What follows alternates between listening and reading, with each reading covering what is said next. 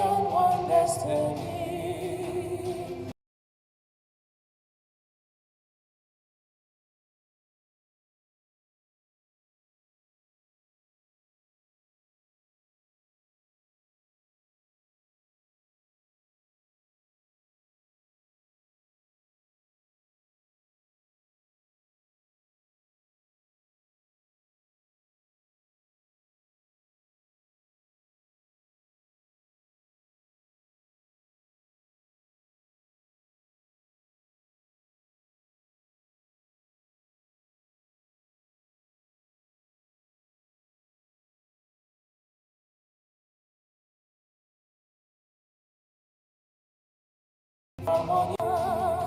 Beautiful, happy, and free.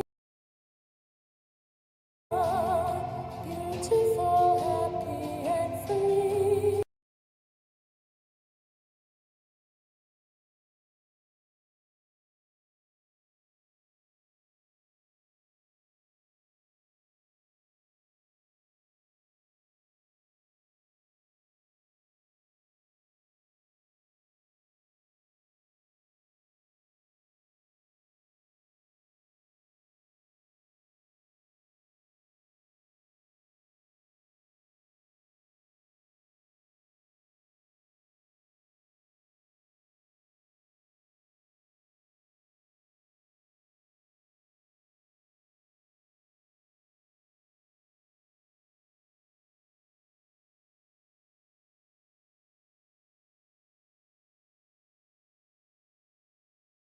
Forever they birth.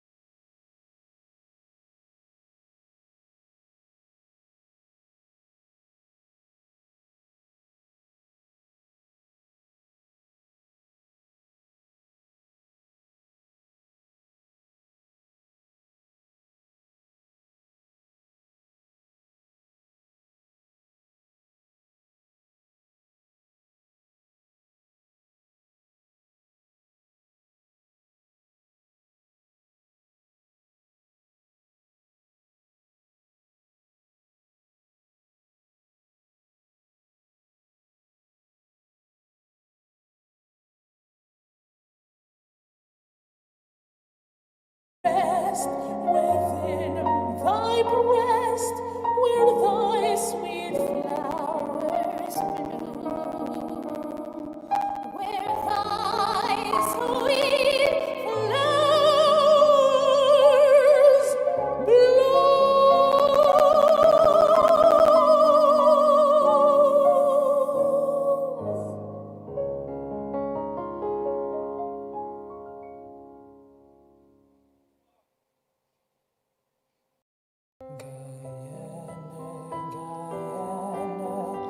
this fair land of ours has broken the bondage of far distant powers. We love you, Guyana, from highland to sea, and pray God make worthy your children to be. New riches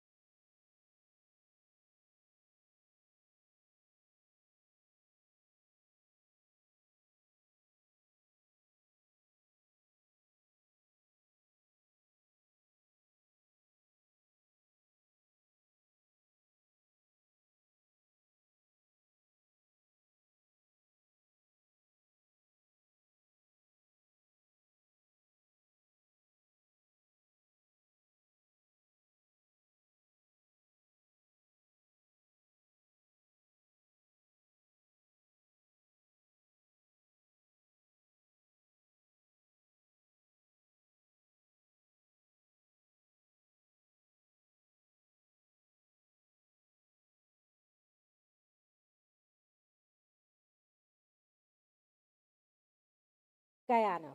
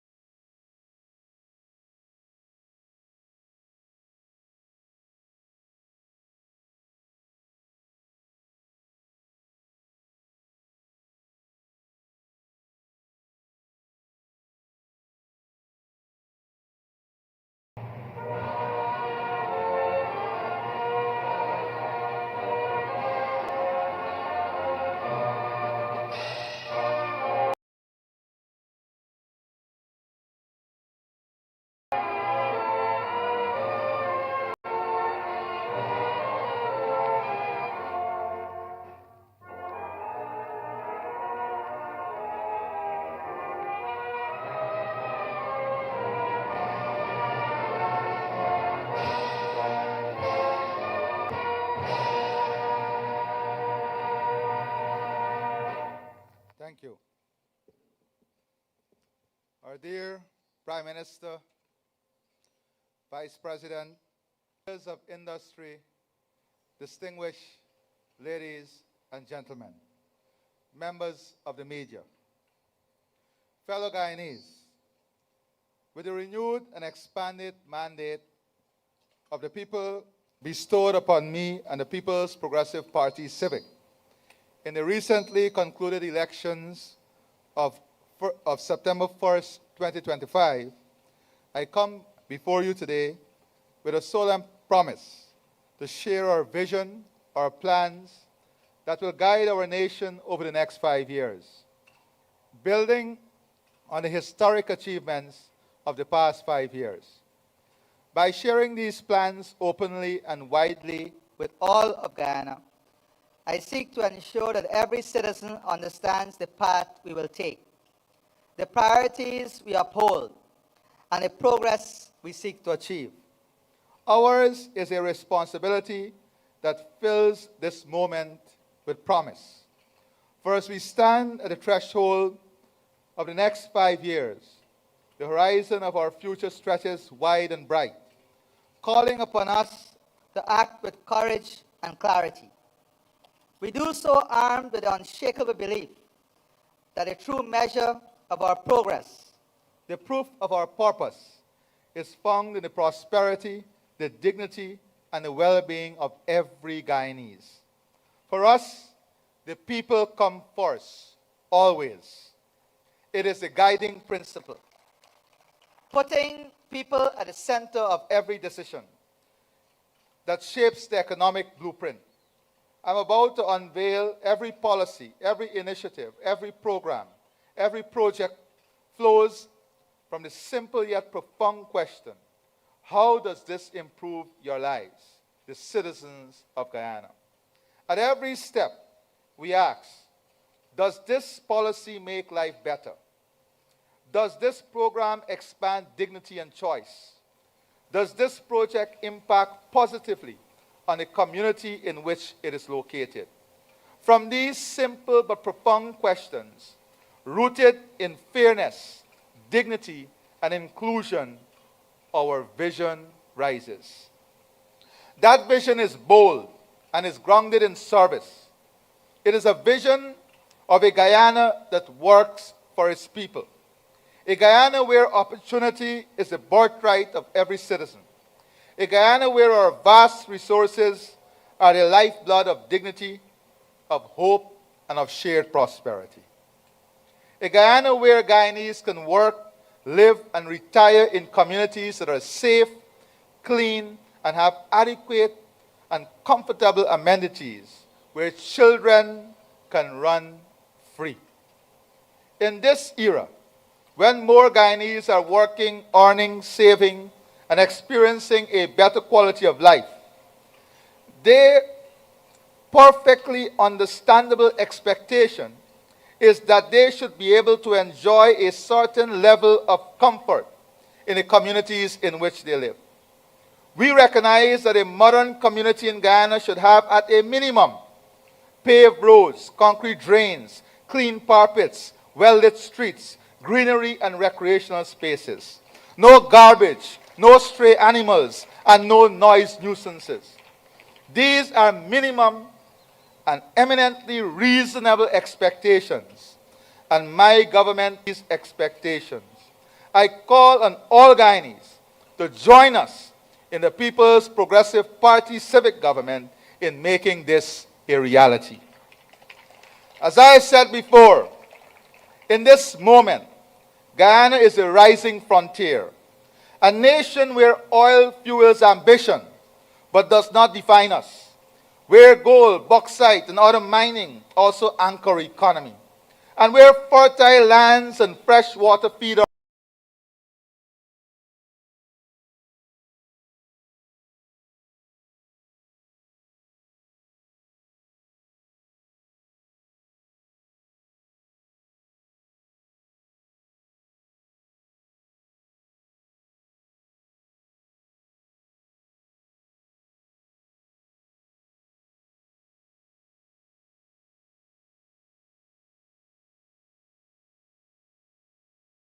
people and nourish the wider region, where world-class services abound. But vision without action is only words. That is why we are moving with urgency and resolve, turning plans into projects, promises into performance, and hope into reality, delivering tangible results to the Guyanese people now for the next 5 years and beyond. And performance in this government will be measurable. If you are in a position to deliver, you will have to perform because you will be measured against your performance. We will continue to diversify our economy, modernize our infrastructure, expand business opportunity, create jobs, educate and train people, raise incomes, cut cost of living, fight poverty, restore faith in public service, and defend our sovereignty. Together, we will build a Guyana that rises, not for a few, but for all. A Guyana that stands tall in the region and the world. A Guyana where the future is not feared, but firmly and proudly claimed. A Guyana which ensures that every Guyanese carries a positive premium the world over, and where all Guyanese prefer to live, work, earn, and retire here, all in dignity, comfort, and pride. My fellow Guyanese, throughout our first term in office since 2020, my government has been on a mission to empower every citizen, not just financially, but also economically, by giving them the tools necessary for them to take control of their financial future, and creating the conditions necessary for them to build household and personal wealth through their own efforts. True empowerment begins with knowledge, and as the old saying goes, knowledge is literally power. That is why we launched a nationwide financial literacy initiative. We believe that when our people understand how to save, invest, and access credit, they can unlock doors to prosperity that were once closed. Imagine a Guyana where family knows how to make their money work for them, how savings grow, assets are leveraged, investments multiply, and dreams become reality. There are only so many paths for one to achieve this. But today, because of the rapid transformation of our economy and the innovations in the financial sector, plus the diversification that is currently underway, there are now endless opportunities, ranging from entirely new lines of work to opening your own business. This vision forms part of our national financial literacy and financial inclusion strategy.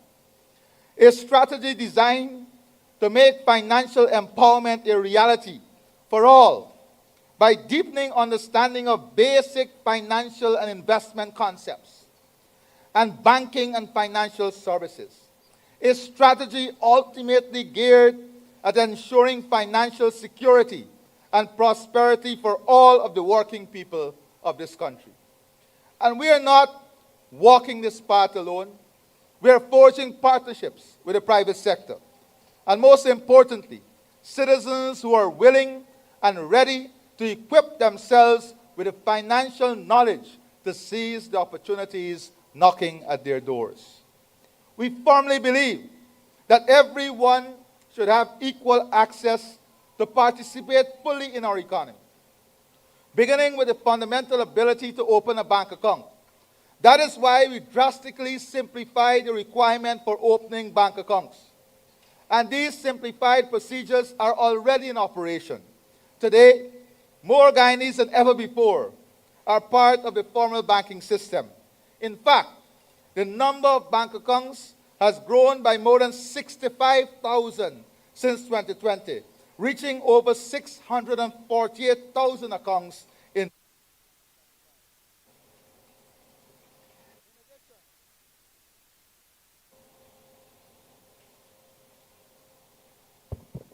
In addition,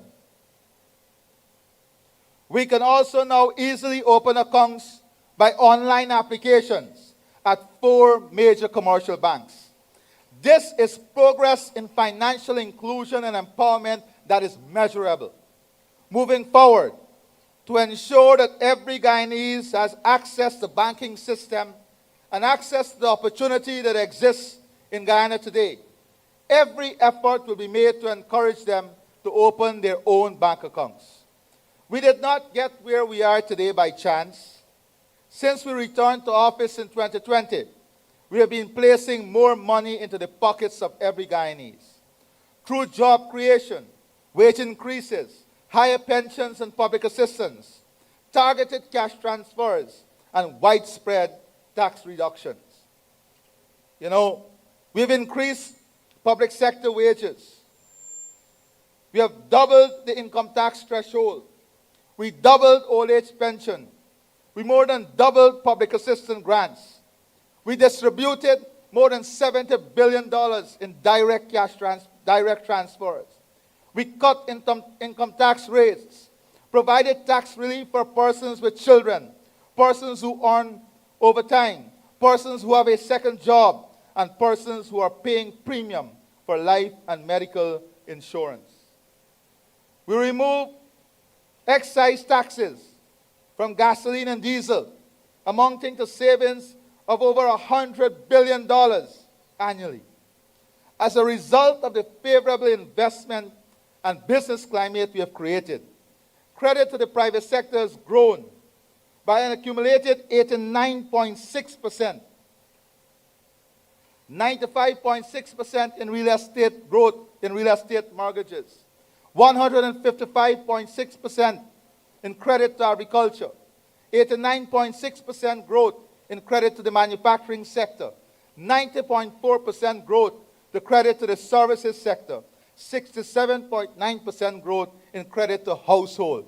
This is not only credit, it is jobs being created, businesses being created, and opportunities being fulfilled and pursued by Guyanese. This means that more Guyanese businesses and households are borrowing to take advantage of the bountiful opportunities that exist today.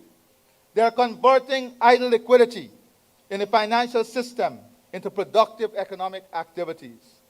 We've also seen wealth grown through our housing program and by opening doors for existing and new businesses. These statistics tell a powerful story. A story of economic empowerment and inclusive development, where every Guyanese has a fair chance at success. It is important to note that more than 50% of the beneficiaries from the small business grants were women. There is no other jurisdiction that can point to a policy that directly impacted the lives, where 50% of the impact were women. And we are just getting started. Building on these gains realized during our first term, our agenda for the next 5 years is one of even more ambitious transformation.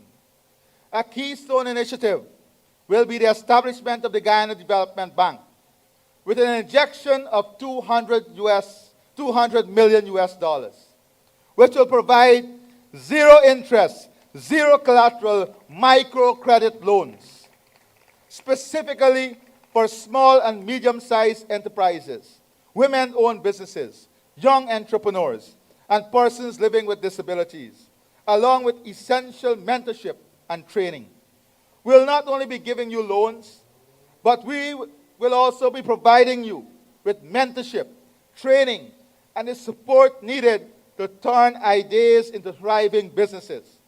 And we will be working closely with you to help ensure the success of your small businesses. The bank will focus heavily on investment in areas such as agriculture, creating opportunity for small farmers, tourism and hospitality, manufacturing, technology, services, and activities in the orange economy, so that Guyanese artists can turn their craft into income. We will also create opportunities for the build-out of a care economy, where services such as care for the elderly, differently abled persons, and children, which were the exclusive preserve of the public sector or stagnated in the informal sector, will be outsourced and become monetized. Work has already begun. Legal and administrative structures are being put in place. Soon a board of directors and a team of experts will start guiding the SMEs in preparing credible business plans and successful loan applications. We'll help you to convert your ideas into a bankable plan. Young people who have viable business ideas, like the small farmer in Region 6 or the beauty salon owner in Region 9, who could not afford to start up or expand their ventures, can now do so with the support of experts and access to much-needed resources. The SME Bank will not be an ordinary microfinance institution, but a lifeline for innovation and growth and continued empowerment for Guyanese. Importantly, it would also not be a substitute for the formal banking system, but instead will be a stepping stone to the formal banking system. It will help small business owners move up to the formal banking system after accessing this facility for the first time. And it will help some small business owners co-finance their operations with traditional financing from the formal banking system. Small business owners will have access up to $3 million Guyana dollars with no collateral at zero interest. In the past, thousands of young Guyanese would have been denied access to financing for lack of collateral or a business plan. You no longer have to worry about that. Further, through the co-financing mechanism, they will have access to an additional $7 million at preferential interest rates, unlocking financing of up to $10 million. The bank will unlock significant volumes of capital from the commercial banking system, which will be lent to SMEs at a subsidized interest rate they have already agreed on as low as 3.5%. This will be supported by government extending to the commercial banks similar fiscal concessions as are granted for the purpose of low-income housing up to that value, the $10 million. We will also establish agent banking networks to remote communities, making banking service available to all, no matter where you live. Modernize our payment system with digital banking and mobile wallets to expand access to financial services nationwide, and enact amendments in the legal and regulatory framework governing lending activities by banks and non-bank institutions where necessary to remove any remaining impediments to lending. Implement reforms to the Bank of Guyana to modernize its operation and make it more fit for purpose, particularly in relation to driving financial inclusion and financial innovation in this digital era, while preserving and protecting the stability of the entire financial system. At the same time, we'll further broaden wealth creation through investment in financial instruments in the capital market, by structuring investment vehicles through which citizens can access opportunities for guaranteed returns. This way, domestic investors and small domestic investors in particular will be able to access opportunities to invest in equity or fixed income instruments such as bonds. For example, we want the fertilizer plant to be owned by Guyanese here and in the diaspora, who will invest directly for a guaranteed fixed return. Similarly, my government will prioritize local participation in the glass manufacturing industry, inviting Guyanese investors and members of the diaspora to take part in the new industries and hubs that we are building right here at home. We'll establish a junior stock exchange so as to allow small and emerging companies to raise capital under less stringent regulatory requirements applicable to the main or senior stock exchange. This will also provide an investment vehicle for Guyanese with savings seeking to invest with minimal risk. Together, these initiatives are designed to create a powerful ecosystem where financial knowledge, unprecedented access to capital, and new avenues for investment converge. This holistic strategy will ensure that Guyana's prosperity is widely shared and deeply inclusive for every citizen. My Guyanese brothers and sisters, this is our vision regarding financial and economic empowerment. A vision which, when realized, will ensure that every citizen has the knowledge, access, and opportunity to prosper. A vision that encourages our citizens to dream of bigger possibilities and work towards realizing these. My fellow Guyanese, over the last 5 years, my government has steadily expanded access to essential services so that every Guyanese child can learn, so that every family can receive world-class health care, and so that every senior citizen can get the support that they need. We are building a Guyana where every citizen is equipped with the knowledge and skills needed to participate fully in the country's development in a meaningful and rewarding manner, and can live a long, healthy, and fulfilling life. Looking ahead to the next 5 years, the vision for our social services is one that is anchored in our belief that the prosperity of our country must be felt by every single Guyanese in the quality of social services they enjoy in every community across our 10 administrative regions. We will build on the progress we have already made by further expanding access to quality health care, education, housing, water, and essential services, and by achieving standards comparable with the rest of the world. In our first term of office, my government increased expenditure in the health sector from $35.8 billion in 2019 to $133 billion in 2024. This year, $143.2 billion was allocated to the sector. We expanded healthcare infrastructure with the commencement of 12 new hospitals, several of which are already operating. We employed over 3,000 new health professionals.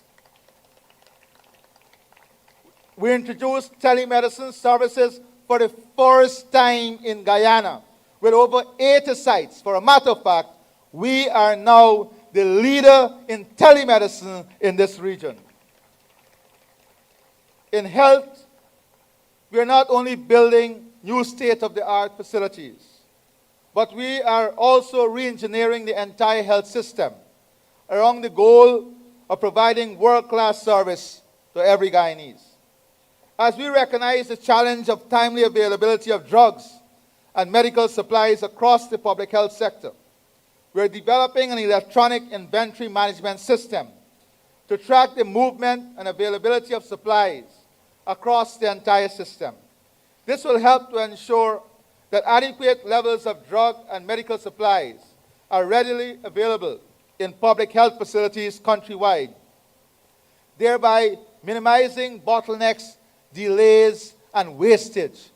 And with this system, we will be able to track professionals who are not doing their jobs and hold them accountable wherever there is wastage, bottlenecks, or delays in the provision of these services.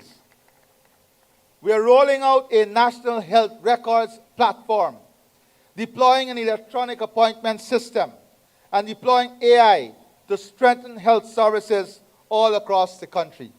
Access to health must not be on the basis of who you know, who you're related to, or where you come from. It must be system-based, and that is what we are doing. Deploying AI to strengthen health services all across the country that is system-based. This means that every Guyanese can go anywhere in the country and receive consistent quality care in a timely manner. Just 2 weeks ago, we launched a Digital Health Training Institute, a 3-year program designed to prepare technicians, data scientists, trainers, and digital support staff to operate Guyana digital health technology system. In collaboration with Mount Sinai Health System and HES Corporation, we'll establish a modern oncology center in Guyana to enhance the cancer treatment and care that we offer here. We'll establish a center that will be able to treat people. In the first phase, we'll expand access to cancer screening, diagnostic, and treatment options. And in the second phase, we'll offer advanced tertiary oncology services. Our investment in the sector will also position Guyana to be a biotechnology research hub within the next 5 years. We'll construct a life sciences park that will provide for, among other things, biobank storage, facilities for diagnostics, drugs, and vaccine manufacturing capabilities for clinical trials, the establishment of a tropical medicine institute, data warehouse development with analytics and AI for life sciences. In the next 5 years, whether you live on the coast or in the hinterland, you will be able to visit a health facility and receive first-class care, including timely access to the drugs and medical supplies you need, supported by cutting-edge technology delivered by Guyanese health professionals who are trained right here at home. In education, we're going to continue the investment that we have made over the last 5 years. We restored and increased the Because We Care cash grant, which is $50,000 per child. And together with the uniform allowance, place a total of nearly $40 billion in the hands of parents over our first term in office. We made education free at all levels, including at the University of Guyana. We launched the UG Student Loan Write-Off Program with thousands of students already benefiting. We launched the Guyana Online Academy of Learning with more than 39,000 scholarships awarded in the last 5 years. We trained over 5,000 teachers. We commenced the construction of over 100 new schools, and we started paying for up to 8 subjects, CSEC and CAPE, for all Guyanese students at public and private schools. We have already delivered on one major commitment in our manifesto for 2025 manifesto. Less than 2 weeks ago, we launched the Guyana Digital School, a landmark initiative that brings personalized AI-driven learning for every child, no matter where they live. This is yet another transformational project by the PPPC government. A demonstration of our vision to modernize our education system and ensure that every Guyanese child has the tools to succeed in the world. Not only is the digital school a milestone for Guyana, it is also important for regional integration. It allows for the first time CARICOM students across different countries to learn from each other's culture. Looking ahead, we'll maintain free education at all levels. We'll continue the GOLD program with unlimited number of scholarships available to all eligible Guyanese. We'll continue to modernize school infrastructure and technical and vocational training. We'll allocate more resources to encourage STEM subjects, and we'll ensure that every single region has a special education needs facility. It is important to note that in just about 10 years of oil production, we have one of the finest training institute for oil and gas in Port Morant, Berbice, in all of the world today. An investment by the government of Guyana. We have a state-of-the-art hospitality institute that will be completed in Region 6 also, that will meet our needs. Important to the future is building sustainable communities. Communities that can withstand the changing weather patterns. Communities that are clean. In Georgetown, we have the revitalization plan. But I want to make it clear that our plan of stronger, safer, more beautiful communities is not only for Georgetown. It will be stretched all across Guyana in every single region. Sustainable communities are built on a shared commitment to use spaces in which we live. This is a commitment that requires responsibility, consistent action, and civic duty. It is incumbent that we build social capital to nurture our living environment and develop a culture of care. In the next 5 years, we'll continue to build the infrastructure for sustainable communities that are safe and clean, where the streets are well lit, where drains are not clogged or polluted, and where noise nuisances are no more. Guyanese will be able to enjoy the basic rights of affordable housing, clean water, proper drainage, and a clean and healthy environment. Home ownership, which was a distant dream for generations, has now become a reality for tens of thousands under my government. Tonight, I feel confident that many of you who receive your house lots and build your houses are listening to me from the comfort of your living rooms. And those who are yet to build your houses, you too will come to enjoy the warmth, comfort, and security of home ownership.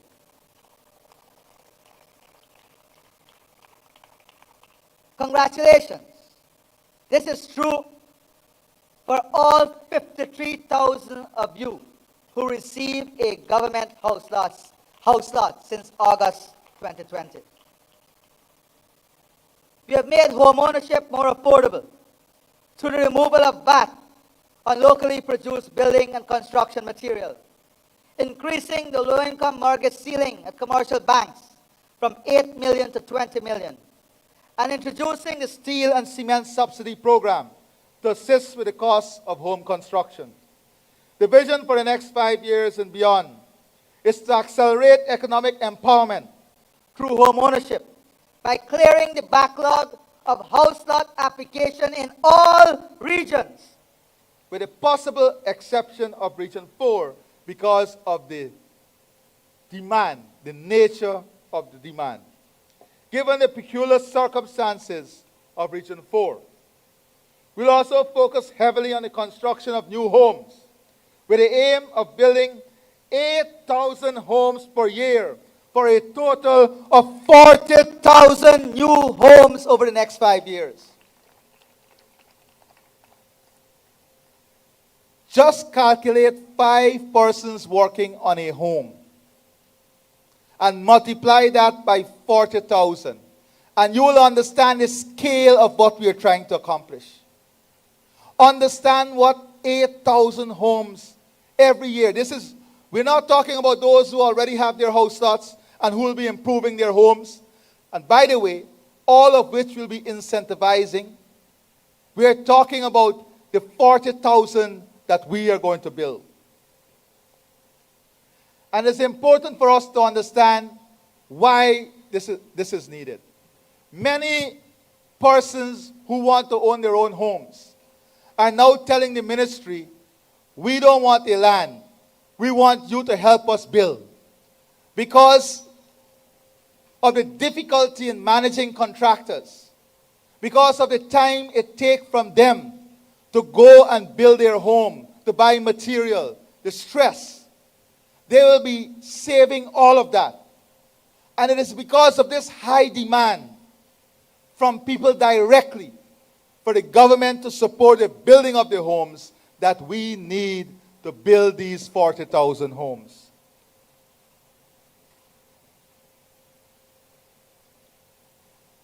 We'll expand beyond house lot allocation to issue titles, build communities, and ensure access to basic services. We'll also advance the Silica City project to create a model smart city that can be replicated anywhere else in the country or beyond. Our vision is to deliver a system that Guyanese can trust. Clean, safe, reliable water flowing into every home, whether you live on the coast or in the hinterland community. Already, between 2020 and 2025, we've invested in critical infrastructure in water and sanitation. We reduced water tariffs. We removed VAT on water consumption and reinstated water subsidies for pensioners. These are things we have already forgotten. We have forgotten all of this. But these are things that we have delivered. How often do we recall these successes that we have already achieved? Put your hands together for those successes. Through deliberate policies and hard work over the last 5 years, the PPPC government has already moved access to potable water nationally to 98.4%. And our aim is to move access to treated water along the coast to 100% by the end of the next 5 years. Over the next 5 years, we'll be improving solid waste management and sanitation countrywide, upgrading our landfill sites, deploying more critical waste management equipment, upgrading wastewater treatment, and launching an aggressive waste recycling program. My government is pushing forward with Guyana's National Solid Waste Management and Beautification Initiative, which includes plans for new and expanded landfill sites, and the development of green and recreational spaces. My government remains committed to ensuring cleaner communities, sustainable waste management solutions, and of course, the beautification of our country. Earlier you saw images that one may think are artistic impressions. No. This is the actual blueprint of what Georgetown and other urban and suburban areas would look like across our country. We are taking deliberate steps towards the beautification of our environment. Deliberate steps in creating safe family environment. Deliberate steps in creating and improving recreational facilities. Deliberate steps in enhancing community life. And importantly, we are taking deliberate steps in building out the drainage plan for every single region. For a matter of fact, after the consultation, we have a detailed mapping of all of the drainage facility, a full-scale assessment, and an implementation plan for Georgetown and for every single region, including a digital mapping of all the pump stations, where they are and where the new ones will be located. Because drainage is an important aspect of development, especially for a country that is below sea level. Fellow Guyanese, my government feels strongly that the transformation of Guyana into a modern country that is currently underway must be reflected in the quality of daily experience of citizens, in their interactions with institutions of state, in the ease of their access to public services, and in their execution of transactions with each other and with the private sector. In this regard, we have long recognized the power of technology, not merely as a tool, but as a force to revolutionize our nation, a force to open doors to opportunities, to improve efficiency, and not least, to unleash our vast economic potential. The deployment of technology would also enhance transparency and accountability. In every system we develop, there will be a post-audit mechanism to determine wherever there are flaws, wherever their system lapses, and action will be taken. It is with this recognition in mind that one of the earliest steps taken by my government in 2020 was to bring into operation a new Telecommunications Act, which facilitated the introduction of competition in the sector and a massive reduction in the cost of bandwidth. How easily did we forget that? That when we liberalized that sector, the cost of bandwidth came down. Investment and expansion of services became a reality. That is what competition and forward thinking brings to the population. Today, we stand at the threshold of a new era, a digital era. And our government is ready to lead Guyana into it. We are entering a new digital era, rooted in innovation, equity, and efficiency.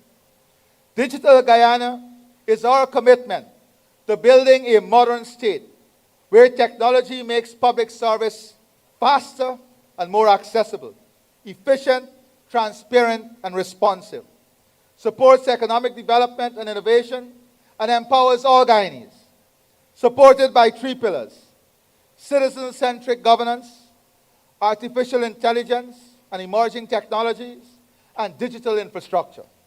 This transformation will make Guyana a digital leader in the region and a better place to live, work, and raise a family. We're introducing a citizen-centric portal, a gateway to modern government services that enables citizens to access all government services online. And I must say to you, we have launched some components of that service. And already many countries in the regions are reaching out to us to share this knowledge and help them deliver similar products to their citizens.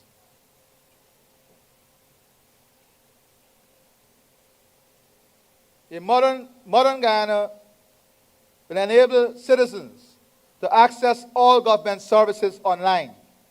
With just a click of a button, citizens will be able to apply for birth certificates, ID cards, passports, driver's license, business registration, and other business permits and license. File tax returns and pay their taxes, access payments from government, old age pension, NIS pension, public assistance, apply for house lots, and pay utility bills.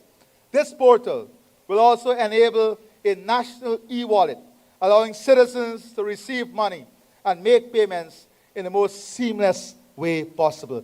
This is the future we are building. To support this, we'll also establish physical one-stop citizen service center in every region. These initiatives are augmented by a number of single-window platforms, which will improve the ease of doing business. And we are aware that as we change these systems, and with the level of accountability that these systems bring, and also the level of tracking, that there are some who will resist the change. There are some who will want to avoid the change.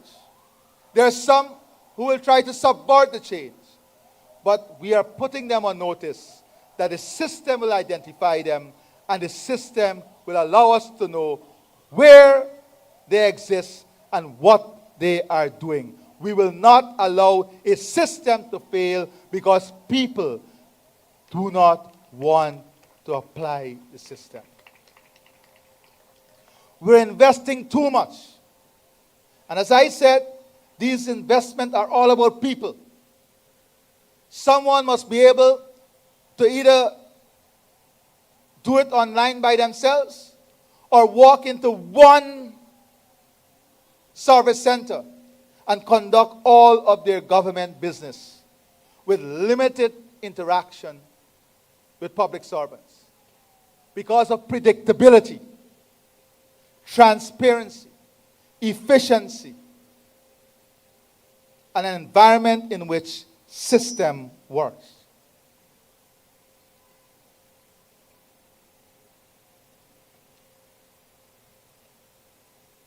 The systems would also expedite construction permits and the trade transactions single window to coordinate the processing of import and export documentation.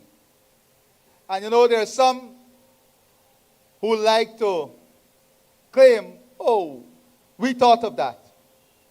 Well, I want to advise you to go back to the original LCDS and some of our other development plans, and you will see how forward-looking the People's Progressive Party Civic was since then.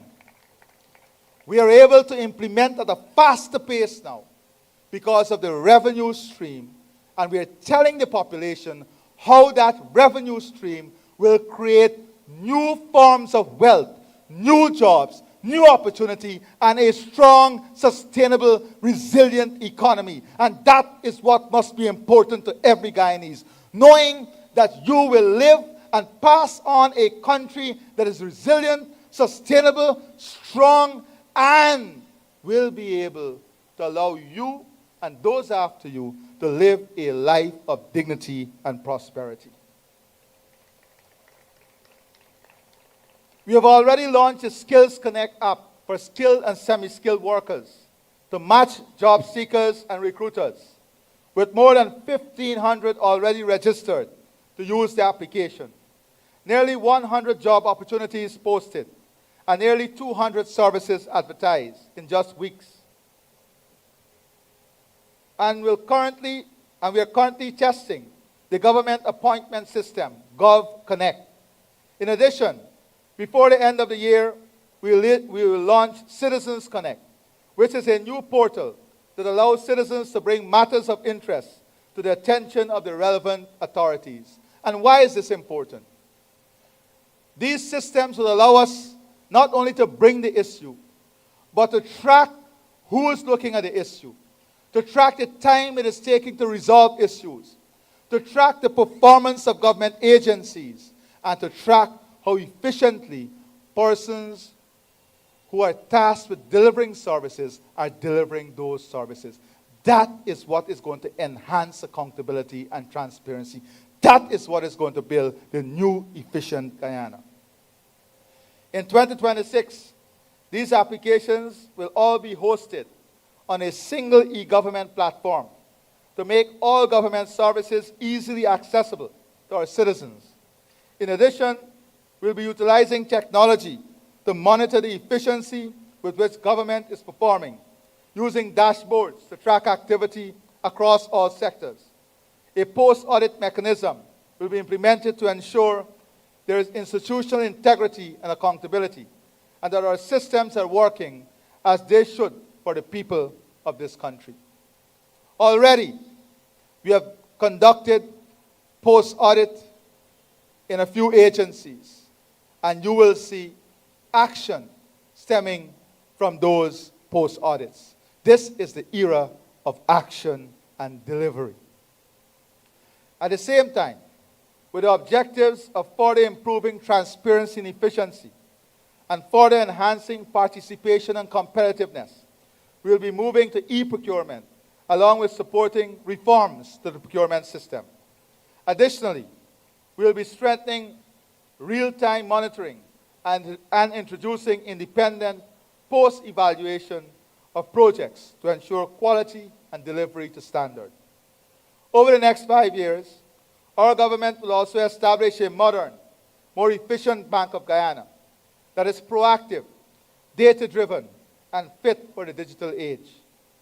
Its foremost mission will be to safeguard stable prices and a resilient exchange rate, ensuring a sustainable cost of living for all Guyanese. We will strengthen monetary policy tools, deploying the policy interest rate and open market operations with precision to manage liquidity and inflation expectations, while enhancing forward guidance and expanding statistical capacity to anchor private sector confidence, innovation, and investment. To make financial transactions faster, safer, and more inclusive, we will modernize the payment system and transform money and capital markets by upgrading the securities framework, thereby creating new opportunities for the private sector.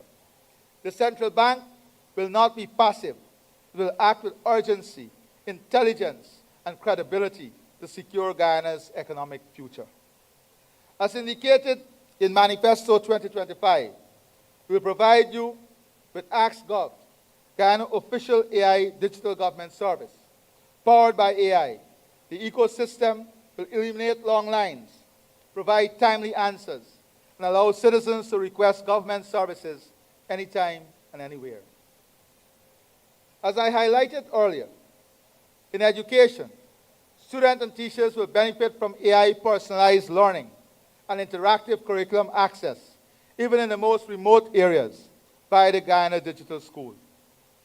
While in healthcare, AI will enhance our health system, track diseases, and prioritize critical cases faster. We're also building Guyana's first sovereign AI cloud, which will keep Guyana's data within our borders. In this regard, plans have already been initiated to establish state-of-the-art data centers and support supportive digital infrastructure, all as part of Digital Guyana. Part of our digital infrastructure includes the expansion of the national broadband landscape to facilitate access to the internet and expansion of the Wi-Fi Guyana program.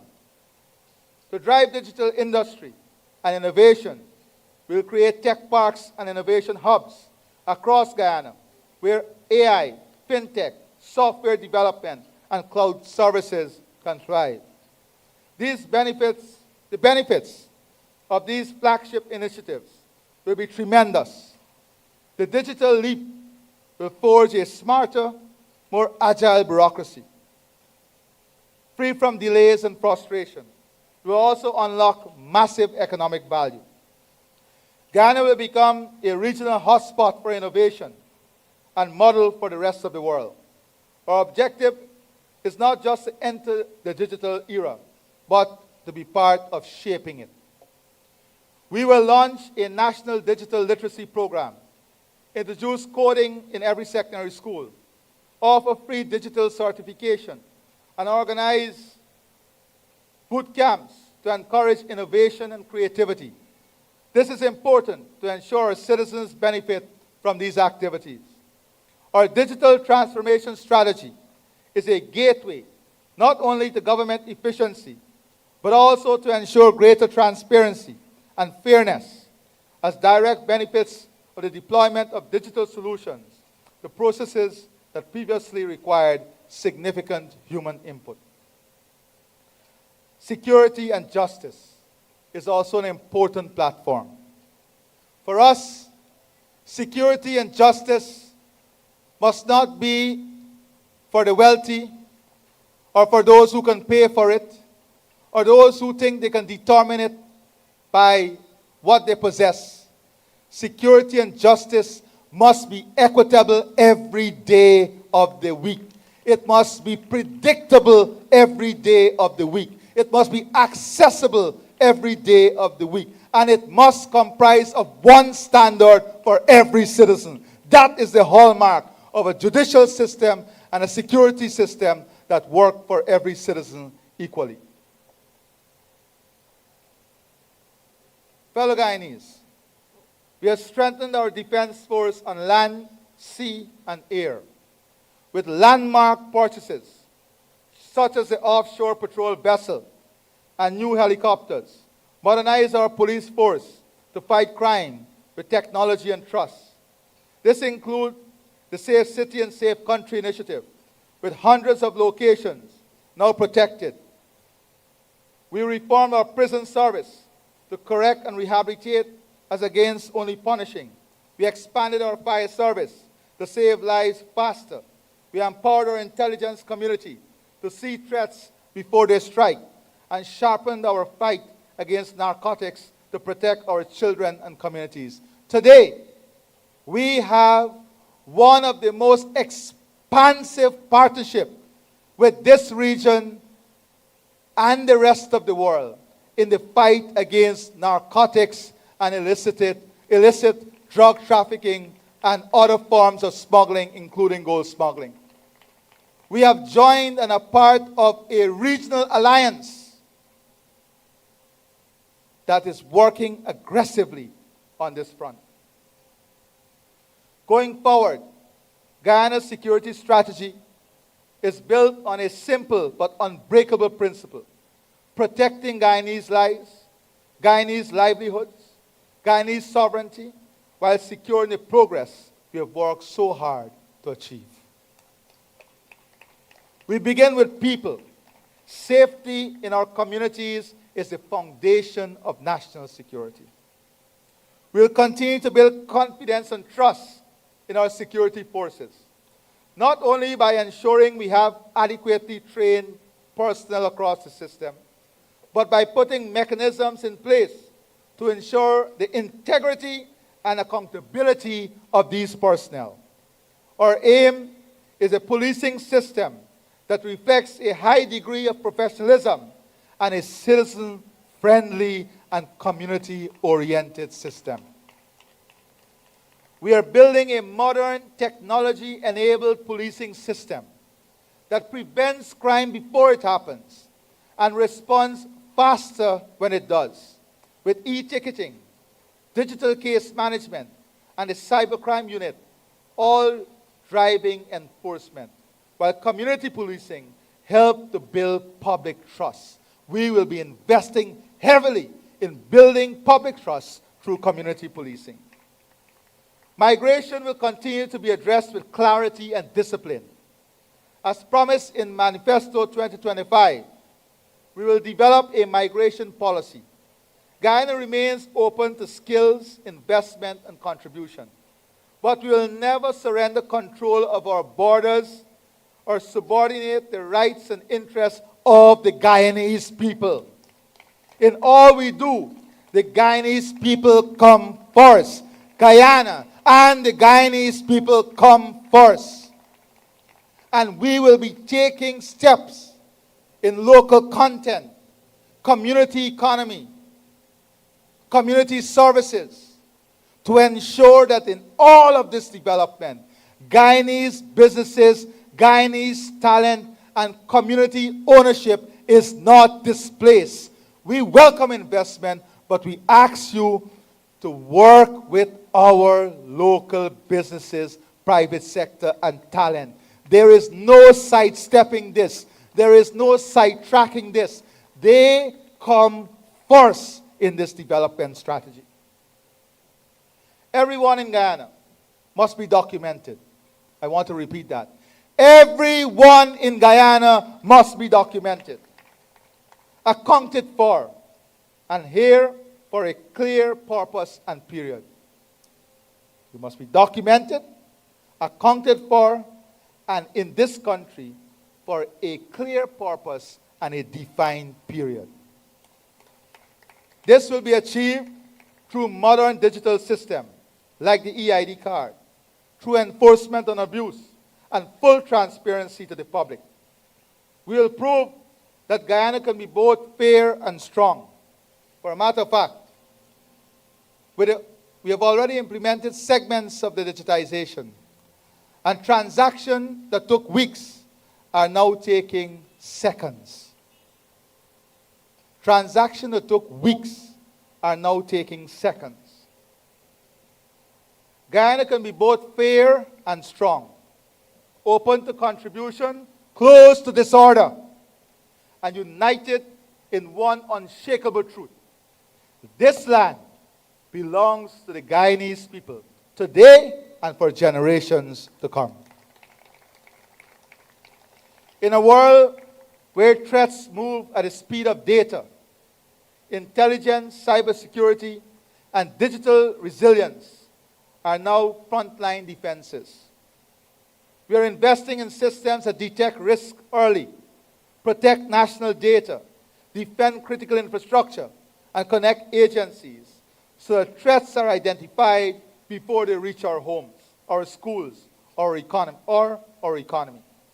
Intelligence is the unseen shield that allows a nation to sleep peacefully at night. At the same time, we are strengthening the defense of our land, seas, and skies. Territorial integrity is not a slogan. It is an obligation for every citizen. Justice is at the center of all democratic governance. Justice that is predictable, fair, accessible, and equitable to every citizen. I'm proud to say that my administration is firmly grounded in the belief that justice should be more than a set of principles or a set of abstract ideas. This administration holds an unflinching commitment to the rule of law, to the sanctity of our legal institutions, and most of all, to you, the people of this land. Justice must work for the people of this land. Over the past 5 years, the focus has been on rolling out access to justice with the construction of many court buildings throughout the country.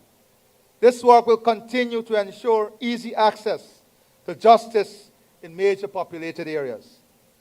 We are fully committed to timely delivery of justice in a fair, transparent, and efficient manner. Towards the realization of this objective, the judiciary is in the process of implementing its strategic plan 2024 to 2031, pursuing service excellence through investments in human resource management systems and technology.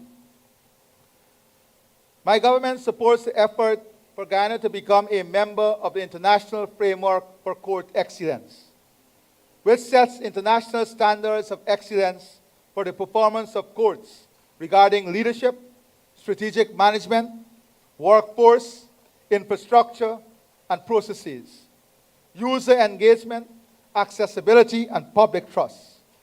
In this regard, the 2025 IFC self-assessment demonstrates that the judiciary of Guyana is stable and aligned with the principles of good governance. The next phase of transformation requires converting this sound foundation into a system of consistent excellence, one where performance is visible, improvement is continuous, and public trust is deepened. My government also welcomes the judiciary effort to ensure accountability by pursuing evidence-based data management across all levels of the court system. Case disposal and clearance rate standards will be introduced. The use of technology for all court operations, case management, human resources, maintenance of stores and the payment of maintenance, bail and fines electronically will be the main areas of focus over the next 5 years. Legislative changes will be made to make judges, magistrates, as well as legal practitioners more accountable. These will include robust disciplinary processes to ensure timely delivery of decisions in compliance with existing legislation, as well as the maintenance of high ethical and professional standards. Our citizens deserves no less. The case management system for the Magistrates Court is ongoing. The system is being developed in a collaboration with the National Center for State Courts of the United States Department of Justice. It is hoped that the system will be operational by mid-2026. The High Court does not have a backlog of civil cases any longer. And the paperless system is in place. It allows for greater efficiency in the assignment of cases, eliminate dependence on the movement of case files, and permit access to files for cases 24 hours a day. To ensure a full complement of judges and magistrates, we look forward to the Judicial Service Commission filling key vacancies in the High Court and Magistrates Court, and increasing the complement of commissioners of title.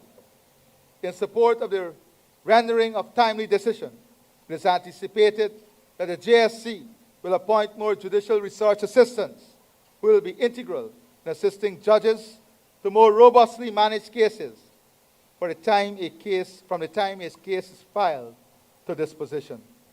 This will all strengthen the capacity of the courts to deal with cases more efficiently.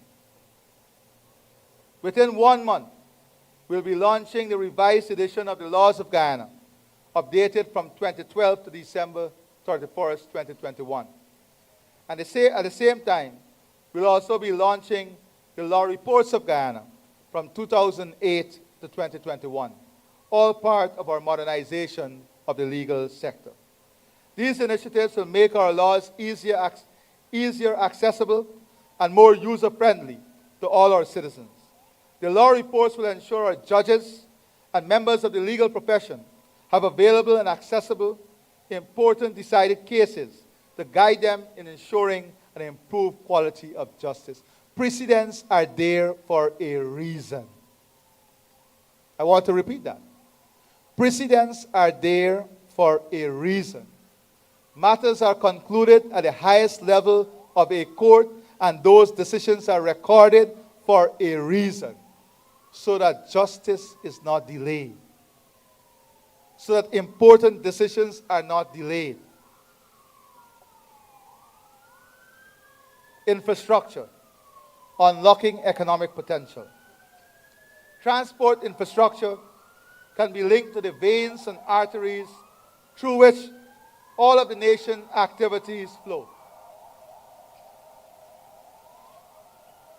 By the way, those ambulances made me remember that we'll be launching the authority, the ambulance authority, very soon. And we will have the private sector involved in this, investing in it, and government investing in it, so that you will have the internationally acceptable time between patient, ambulance, and hospital realized within this next 5 years. So I thank the drivers for reminding me of that.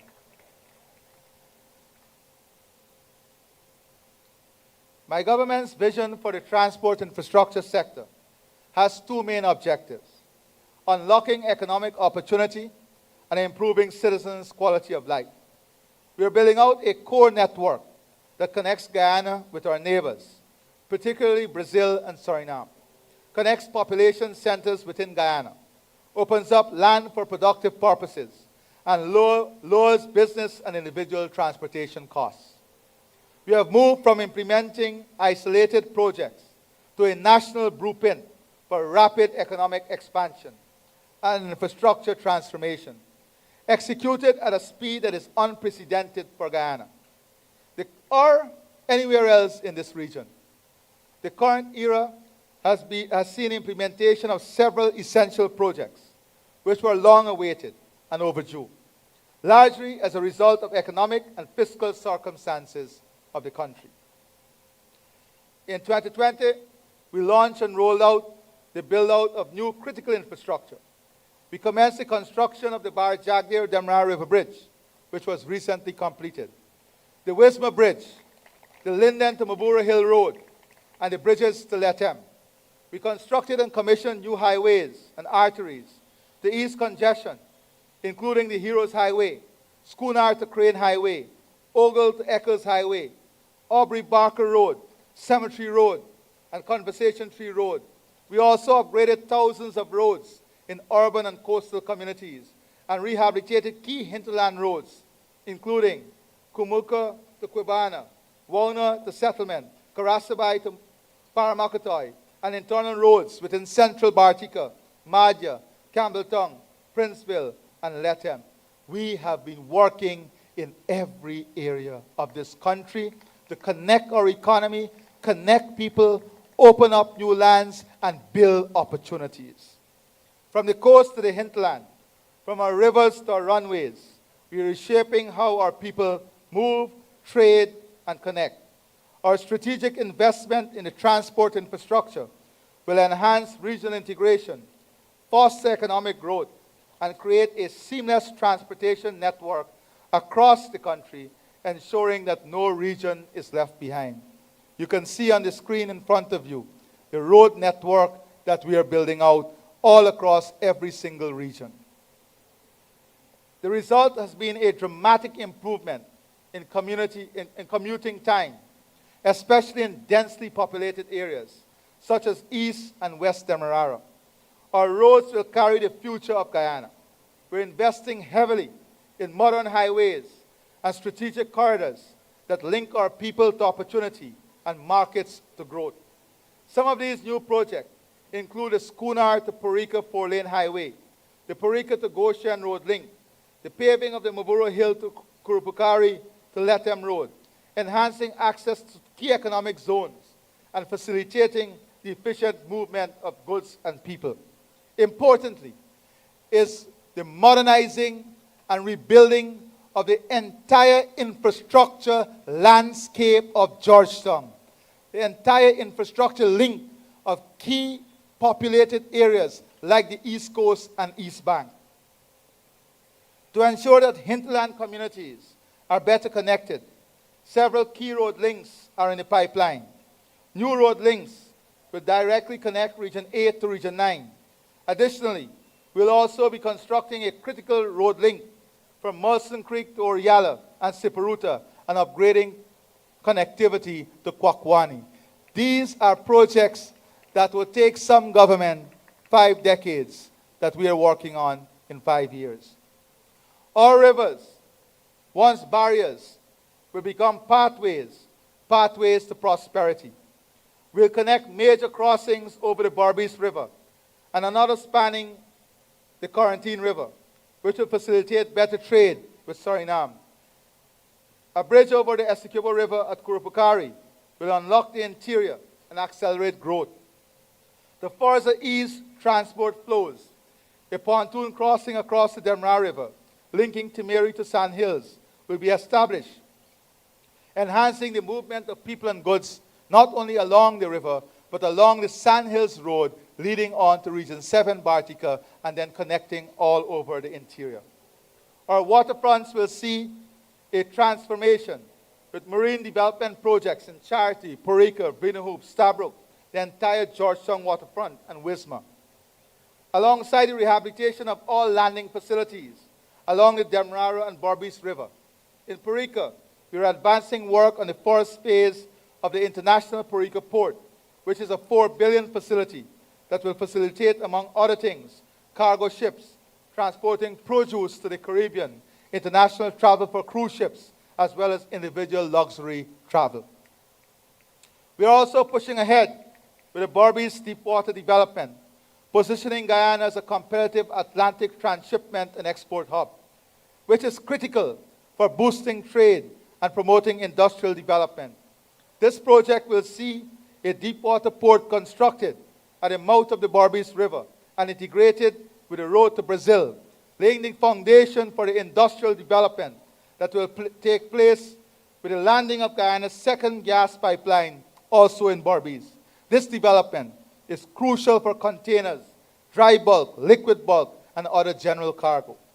Meanwhile, upgrades of aerodromes, including the Lethem and Rose Hall aerodromes and hinterland airstrips, will ensure that air travel remains a viable option for accessing remote communities and creating an important hub for economic activity. At the same time, recognizing the massive growth in international air travel to Guyana and our country's potential to become a major regional hub for international air travel, work has already begun on a new terminal at the Cherry Jagan International Airport, catering for new flights and an anticipated massive increase in visitors. And make no mistake, we are going to make substantial investment in tourism to position Guyana as a leading tourism destination in this region and internationally. We are also evaluating options of bringing rail back into the national conversation on our transport infrastructure matrix. Modern, strategic, and future focus. In this regard, we are evaluating possible options for a mass transit system, especially to ease congestion in Georgetown, as well as to move cargo from Lethem to Guyana's Atlantic coast. This comprehensive, forward-looking transport strategy aims to ensure that Guyana's transport network is resilient, efficient, and capable of supporting our economic and social development goals, bringing the benefits of progress to every region and community by 2030. Our government has long recognized that adequate, reliable, and affordable energy is essential for industrial competitiveness. Consequently, immediately upon assuming office, we launched an aggressive agenda to increase the capacity of the electricity sector and diversify the energy mix. It's important to understand, too, on infrastructure, that we are not only talking about a major transformative infrastructure. We're talking about the building out of community drains, making them concrete drains in the community, the building out of road networks within community, the creation of spaces where we can have commercial activity, where we can have mechanic shops, spray painting shops outside of the neighborhood that will improve the quality of life in the neighborhood and give and not remove the opportunities that exist within the communities themselves. So in all of these urban and suburban communities, we have started to identify important plots of land that will be developed for the commercialization type of activities, like manufacturing activities within villages and communities. Investment in community markets is also a major plank of enhancing quality of life within communities. Back to energy. To meet the immediate needs, we brought into service 186.2 megawatt of new generating capacity. Notwithstanding this investment, demand continues to grow rapidly, reflecting underlying growth in the economy and outstripping the capacity of the current system. We launched a transformative gas-to-energy project, which is poised to add 300 megawatt of generation capacity to the grid and reduce electricity costs by 50%, thereby positioning Guyana as a major industrial hub in the region. When completed, the first phase of the project will see the operationalization of a combined cycle power plant and a natural gas liquid facility. We've also launched a request for proposal to resuscitate Amilas Falls Hydro Project, which when realized will add another 165 megawatt of power to the grid. At the same time, we are adding 100 megawatt of solar power to the grid. Meanwhile, we are rebuilding the entire transmission and distribution network to offtake the additional power, improve reliability and efficiency, reduce losses, and deploy a full-fledged smart grid. In off-grid hinterland and riverine communities, we have constructed mini hydropower plants and solar PV farms and distributed over 36,000 solar-powered home energy systems. It's expected that by 2030, 27% of Guyana's electricity demand will be satisfied using renewable sources and 47% from natural gas. With these and other investments, Guyanese businesses and households will be able to access reliable and stable power, and at half the current price. The implications for the cost of doing business and household consumption cannot be overstated. Important to our development is culture and creativity.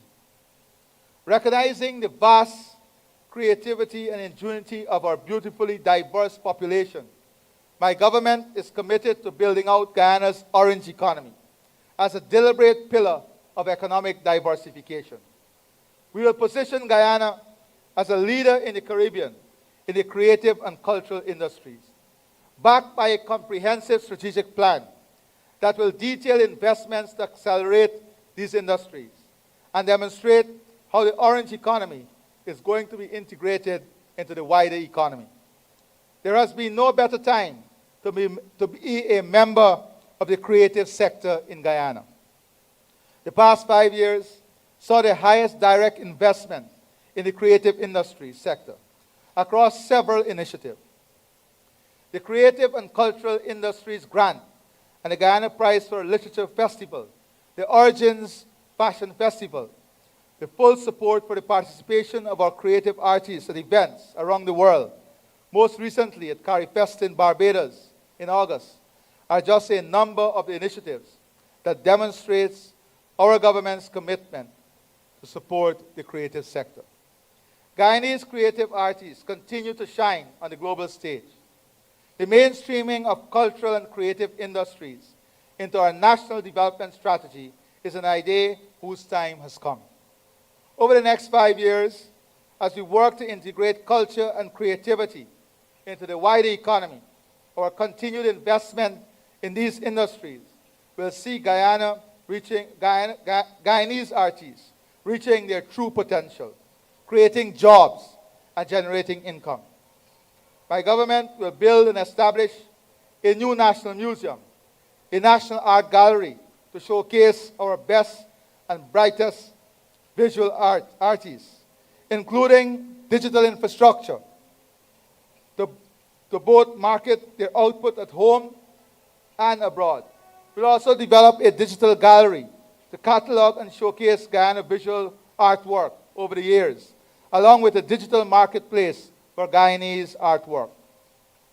We're committed to investing in fashion, film, music, and literature, focusing on incentives, talent development, and commercial infrastructure, like our planned Grand Cultural Market at Palmyra, as well as the restoration work already underway at locations such as the Lamahar Railway Embankment in Georgetown and elsewhere in the city in collaboration with the King's Foundation.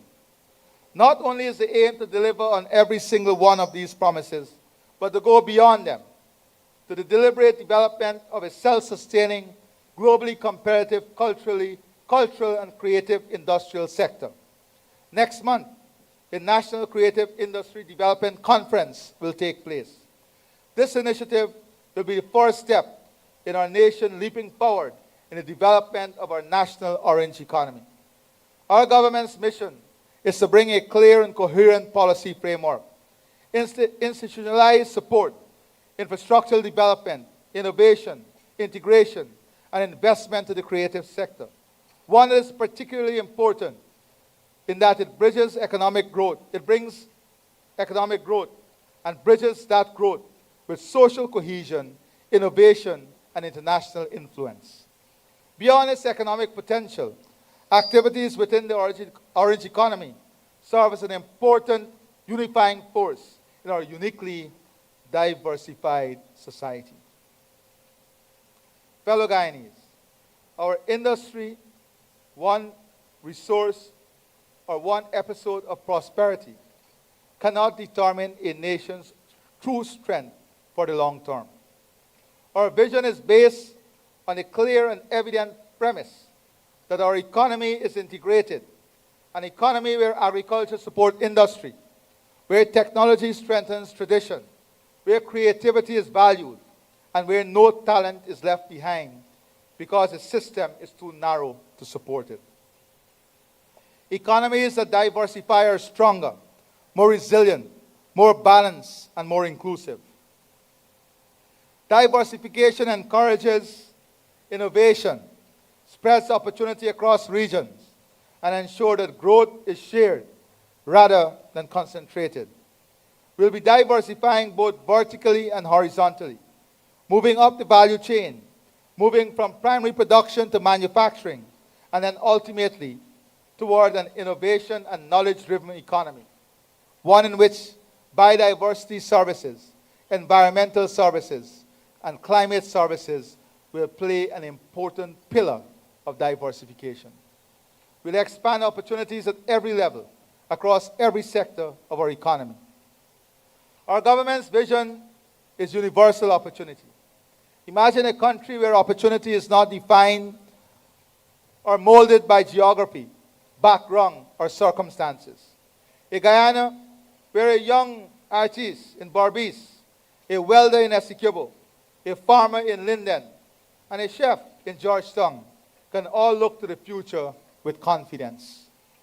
Our vision for the next 5 years is about building resilient prosperity, where every citizen has the opportunity to thrive, where economic opportunities are abundant and sustainable, and where environmental stewardship, including the LCDS 2030, is a key pillar supporting national development. It emphasizes value creation within our national borders, ensuring that every resource generates sustained economic benefits through local processing, manufacturing, and technological innovation.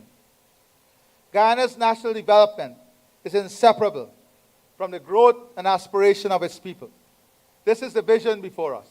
A Guyana where progress is deliberate, opportunity is widespread, and informed decisions and a shared national purpose guide development. In our effort to ensure and promote economic diversification, key initiatives include sustained growth. Since 2021, we have grown the non-oil economy by an annual average of over 10%, driven mainly by construction, services, agriculture, and manufacturing. Agricultural support.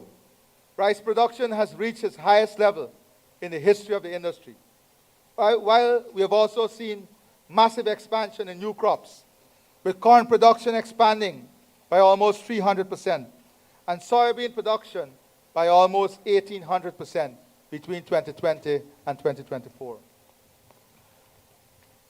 We have supported agro-processing as a key area of value addition and economic diversification. For example, we recently launched a US $20 million sugar refinery with the private sector to serve the CARICOM market, strategically diversifying the sugar industry. We have witnessed a significant increase in visitor arrival.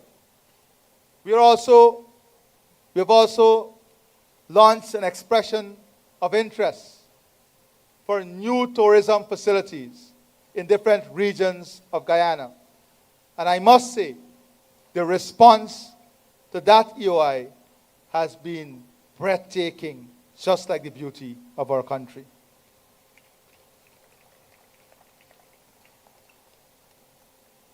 More investors, both local and foreign, are investing in Guyana than any other time in our country's history. As I previously mentioned, credit to the private sector has increased at a rapid pace, reflecting the confidence in our economy. We implemented a local content legislation to ensure that Guyanese businesses and workers are meaningfully integrated into national development and benefit directly from the opportunities in the sector. As we go forward into this, our second term in office, this transformation will not only continue, but will be accelerated. We are laying the groundwork for a future that is diversified, technologically advanced, and ecologically responsive. But most importantly, we are building that future so that most of the benefits and opportunity will come to Guyanese, every Guyanese, Guyanese businesses, Guyanese companies, and Guyanese living in the diaspora. That is a foundational principle of the opportunities we are pursuing. As we go forward into this term, we are laying the foundation, the groundwork for a future that is diversified, technologically advanced, and ecologically responsible. We'll transition Guyana into a value-added leader, moving away from the export of primary products toward manufacturing, industrial processing, technology goods and services.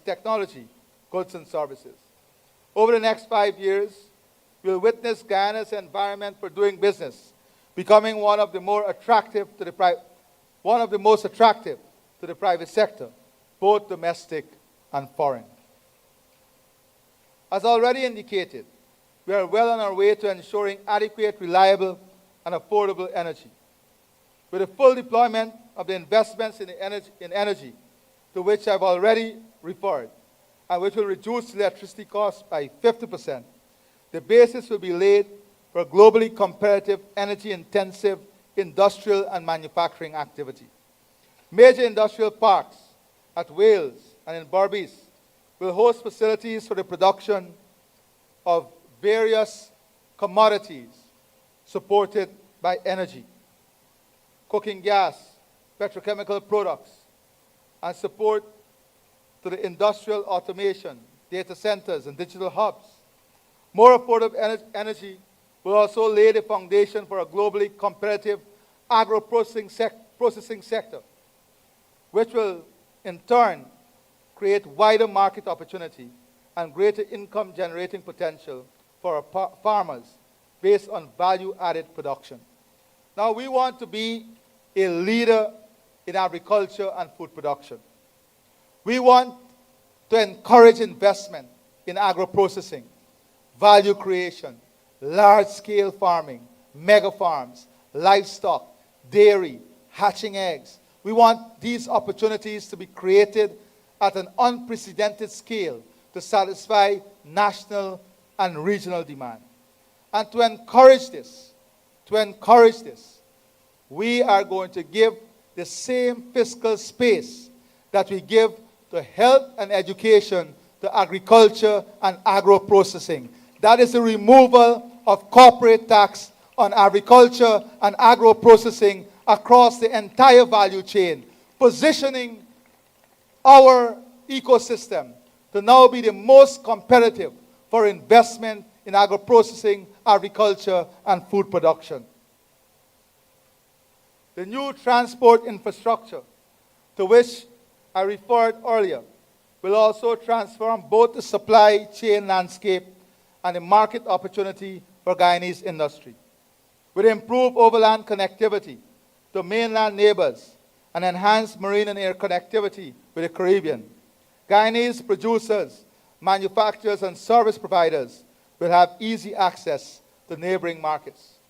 And we are consulting with the private sector to work on a transport and logistics mechanism that would allow our goods and services to move easier, faster, and at more competitive rates throughout the region. Across all sectors, the traditional challenge faced by the Guyanese economy has been a focus on primary production and the absence of a globally competitive value-added sector. In the next 5 years, we'll transition Guyana into a value-added leader, moving beyond the export of raw gold, bauxite, and timber toward industrial and manufacturing type of activities. We have already advanced agricultural diversification through the cultivation of corn and soybean and other high-value crops. We'll create new products and introduce technology-driven production processes that allow us to boost our competitiveness and reduce our dependency on imports. Going forward, Guyana will be positioned as a major food-producing hub in the region. We'll establish an agri-tech and agro-industrial complex, co-investing with agro-processors to move into value-added food production. We will be the largest agro-processing economy in the region. Just as industrial and manufacturing have been historically constrained by the availability and cost of energy, so has our tourism potential been constrained by limited connectivity and lack of domestic capacity. Today, with more airlines traveling to Guyana than ever before, and more internationally branded and world-class hotel rooms than ever before, we are poised to emerge as one of the Caribbean's premier tourism destinations.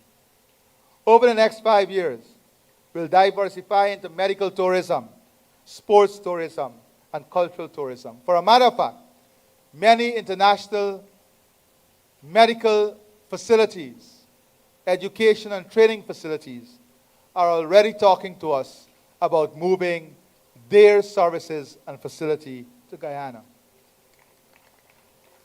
As we actively roll out an events-based tourism strategy to attract more visitors to our shores, we also anticipate major investments in high-value ecotourism facilities and value-added tourism activities. Fellow Guyanese, on the question of jobs and job creation, our government's philosophy is simple and straightforward. Economic growth without job creation is hollow, and job creation without human development is unsustainable. This philosophy is a guiding framework underlining our economic policies. For this reason, we are undertaking the transition from the survival economy of the past to the prosperity economy of the future.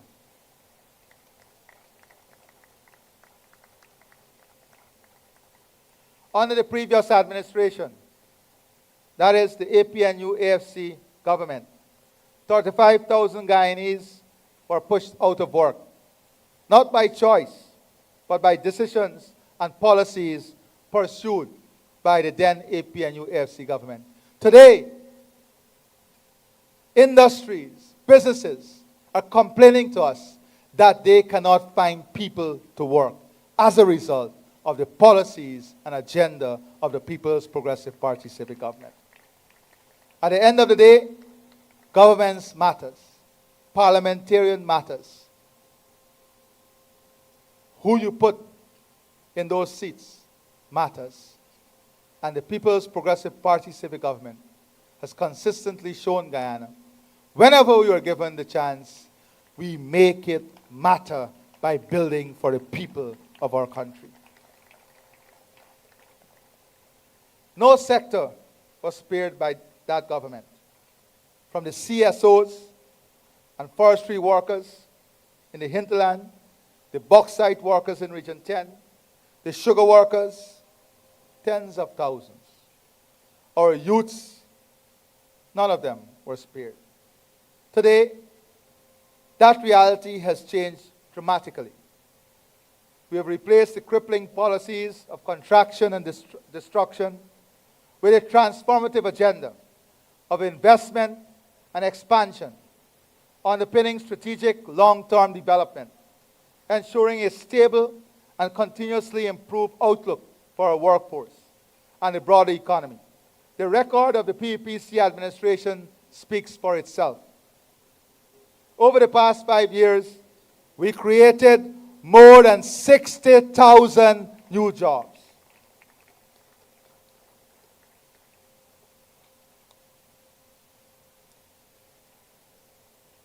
The enduring creation of jobs across vital industries like construction, manufacturing, accommodation and food service activities, wholesale and retail trade, transportation and storage, administrative and support services, education, agriculture, forestry and fishing, mining and quarrying, public administration and defense. The national conversation in Guyana has fundamentally shifted. Our citizens are no longer complaining about an inability to find jobs. Instead, the primary challenge cited by employers today is that they cannot find enough workers. This is a good problem to have, but it requires immediate and strategic action.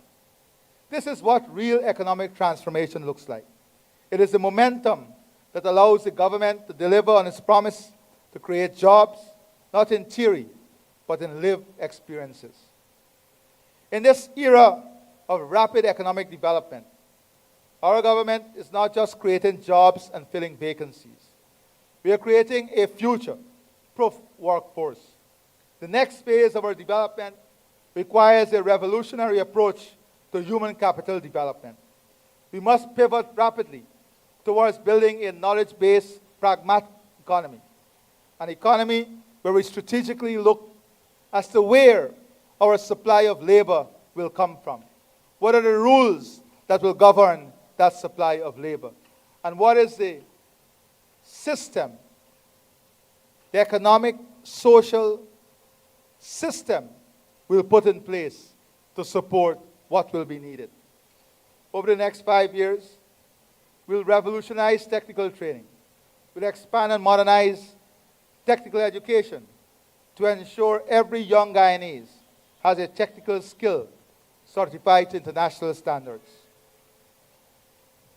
Our children will no longer be limited by geography of opportunity. Through digital transformation, we're bringing jobs to the people, not forcing people to leave their homes for jobs, because part of the strategy is to build new centers of growth and economic opportunity. It is to build new urban areas. It is to build new areas of investment and job creation. It is to build new areas of economic activity. That is part of the strategy. Not to move people to other urban centers, but to create new urban centers, to create new spaces of development, to enhance those spaces, and to accelerate the growth within those spaces. We are building a robust ICT network that supports thousands of micro enterprises and remote work opportunities, transforming rural areas into economic powerhouse. With a rapid economic transformation planned over the next 5 years, the number and variety of jobs available will make joblessness a thing of the past, because opportunity will be expanding in every direction. Our vision is for a workforce that is skilled, well-paid, and globally competitive. And ours is a commitment to ensuring that the benefits of our historic growth are distributed across every region, every community, and every household. We are building a Guyana where every citizen, regardless of their region or background, has a seat at the table of economic empowerment and prosperity. We'll work to create more quality jobs and ensure that all Guyanese of working age have the skills needed to take up these jobs.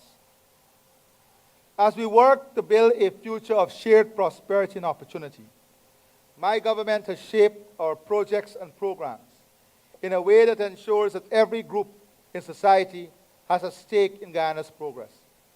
In recent months and weeks, I've spoken our commitment to uplifting our Amerindian brothers and sisters, children, youth, and women, creating jobs and programs for persons living with disabilities, and about ensuring that our elderly continue to be protected and live with dignity and pride. Our Amerindian communities are places of bountiful opportunity, with vast economic potential and talented human resources. Over the next 5 years, we'll ensure that this potential is unlocked and unleashed to the benefit of our Amerindian brothers and sisters. We'll accelerate the land titling program. We'll also maintain our commitment to providing at least 15% of the proceeds from our carbon credit sales to support the implementation of their village sustainability plans with the aim of ensuring a viable and competitive village economy. In addition, we'll expand the CSO program, ensure universal access to secondary education in the hinterland, ensure easier access to quality healthcare services, support community-based enterprises and job creation, support village-led tourism product to raise the quality of visitor experience, introduce more ICT hubs, and advance ICT training in remote communities, and roll out a specialized youth training program. Further, as part of our infrastructure agenda, we'll invest in improved transportation and connectivity. Importantly, we want our hinterland families to enjoy the beauty of improved homes, living conditions, and home ownership. That is why we will have a program over the next 5 years that will directly support hinterland and riverine families in improving their homes and expanding their homes so they can live in comfort and dignity also. Children are our greatest national asset, and are literally the future of our country. We'll continue to create an environment for the care, protection, and holistic development of our children. Across all of the sectors that we invest in, a key consideration is to build a happy and prosperous society that ensures children are cared for, nurtured, and afforded a solid foundation for which they can achieve their full potential as they grow and become the leaders of tomorrow. Many of our investment in education and health will continue to be driven by our commitment to ensuring that our Guyanese children go on to lead long, healthy, productive lives. These include initiatives such as the state-of-the-art maternal and pediatric hospital, the Guyana Digital School, the Early Childhood Development Center countrywide, and other initiatives that would see accessible, unified access to facilities in recreation, training, and education for our children. Our government is implementing a comprehensive youth development strategy with the overall aim of equipping Guyanese youth with the skills they need to excel in the world today. Over the next 5 years, Guyana's youth will enjoy great opportunity to participate in every aspect of national life. My government will ensure full access to training opportunity across all regions, expand investment in sports and recreational facilities countrywide, increase employment opportunity, provide more support for youth innovation and entrepreneurship, and enhance youth access to affordable housing. A special emphasis will be placed on youth access to affordable housing. More specifically, in the area of investment in sports, our government will complete the new international stadium at Palmyra, the synthetic track, multi-purpose sports centers, and other modern sports facilities, including a high-performance conditioning facility. To ensure all Guyanese youth, particularly our talented athletes, have adequate opportunity to realize their full potential. I am pleased to let you know that every national team representing Guyana at sporting events will now benefit from 1 month of conditioning training and preparation that will be supported by the government before those activities. To ensure that our athletes are in good condition and are in the right environment to excel at whatever they do. Women have long been at the forefront of Guyana's development, shaping its economy, society, and governance through activism, entrepreneurship, and leadership. Recognizing their invaluable contribution, we are committed to fostering greater economic independence for women, ensuring they continue to play a central role in shaping Guyana's future. Many women who were 5 years ago regarded as housewives with limited independence, no earning power, low confidence level, today are on the pathway program of the government of Guyana, achieving a level of independence and confidence that allow real deployment of opportunities for women and empowering them in the best possible way. Our strategic focus will empower women through entrepreneurship, skills development and financial inclusion, enabling them to become economic drivers within their communities over the next 5 years. Government will continue the Women Innovation Investment Network, expand day and night care facility and early childhood development centers in all regions to ensure parents don't have to choose between taking up employment and their children's well-being. Expand the Homestead Project, under which additional single mothers will be empowered by being provided with the opportunity to own their own homes and finance them from income generated from climate-smart agriculture activities, especially shade house farming. Expand legal and social support mechanisms to combat sexual and domestic violence. It would be recalled that we introduced the Violence Act in 2024. Now, one of the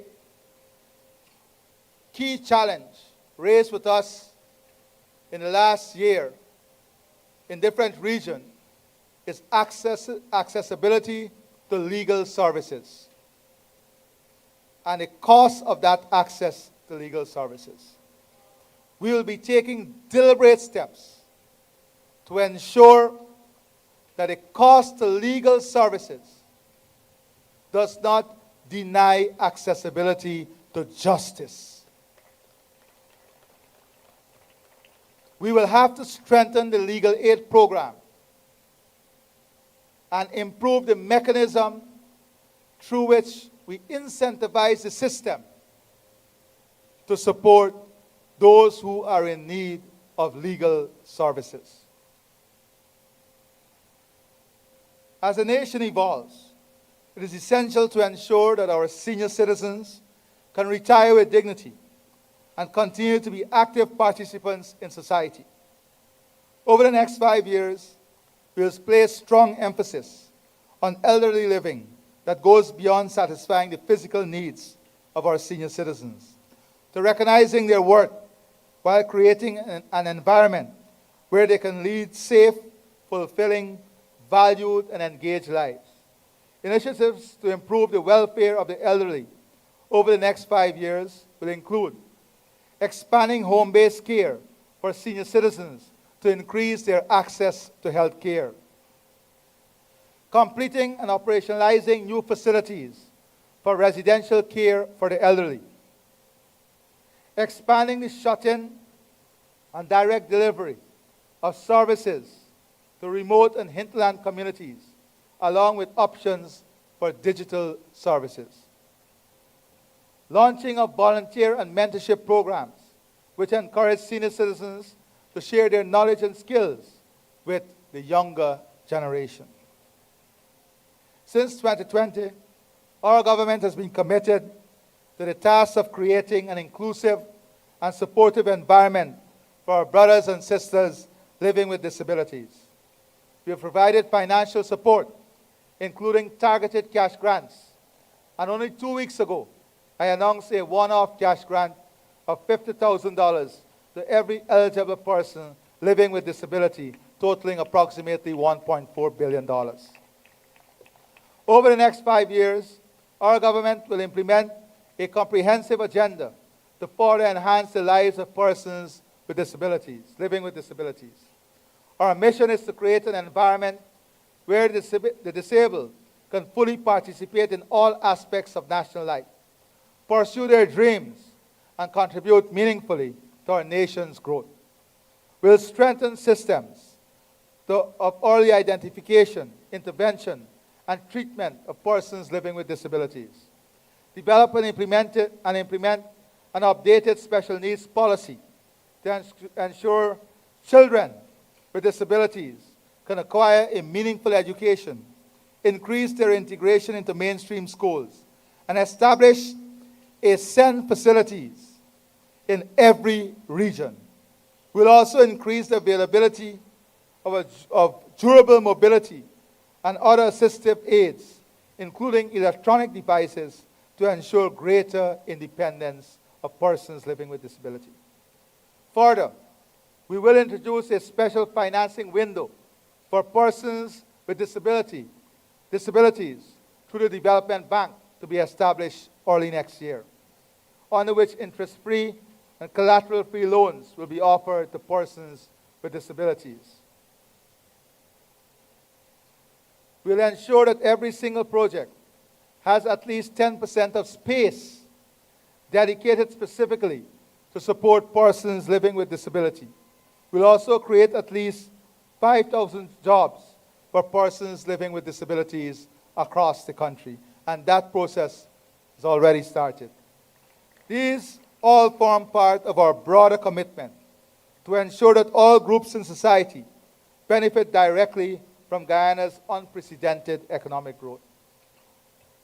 Brothers and sisters, fellow Guyanese, all of this can be lost if we don't change our mindset and build a more caring and value-based society. Not a society of want, but a society of needs. Not a society of convenience, but a society of structured, deliberate strategies to uphold, uplift, and promote each other. Fellow Guyanese, my government's vision for success does not rest solely on economic progress or wealth accumulation. It also hinges on something far more profound. That is a fundamental shift in our national mindset and the values we embrace as a society. This transformation starts at the individual level and is essential for building a future that is prosperous, inclusive, and sustainable.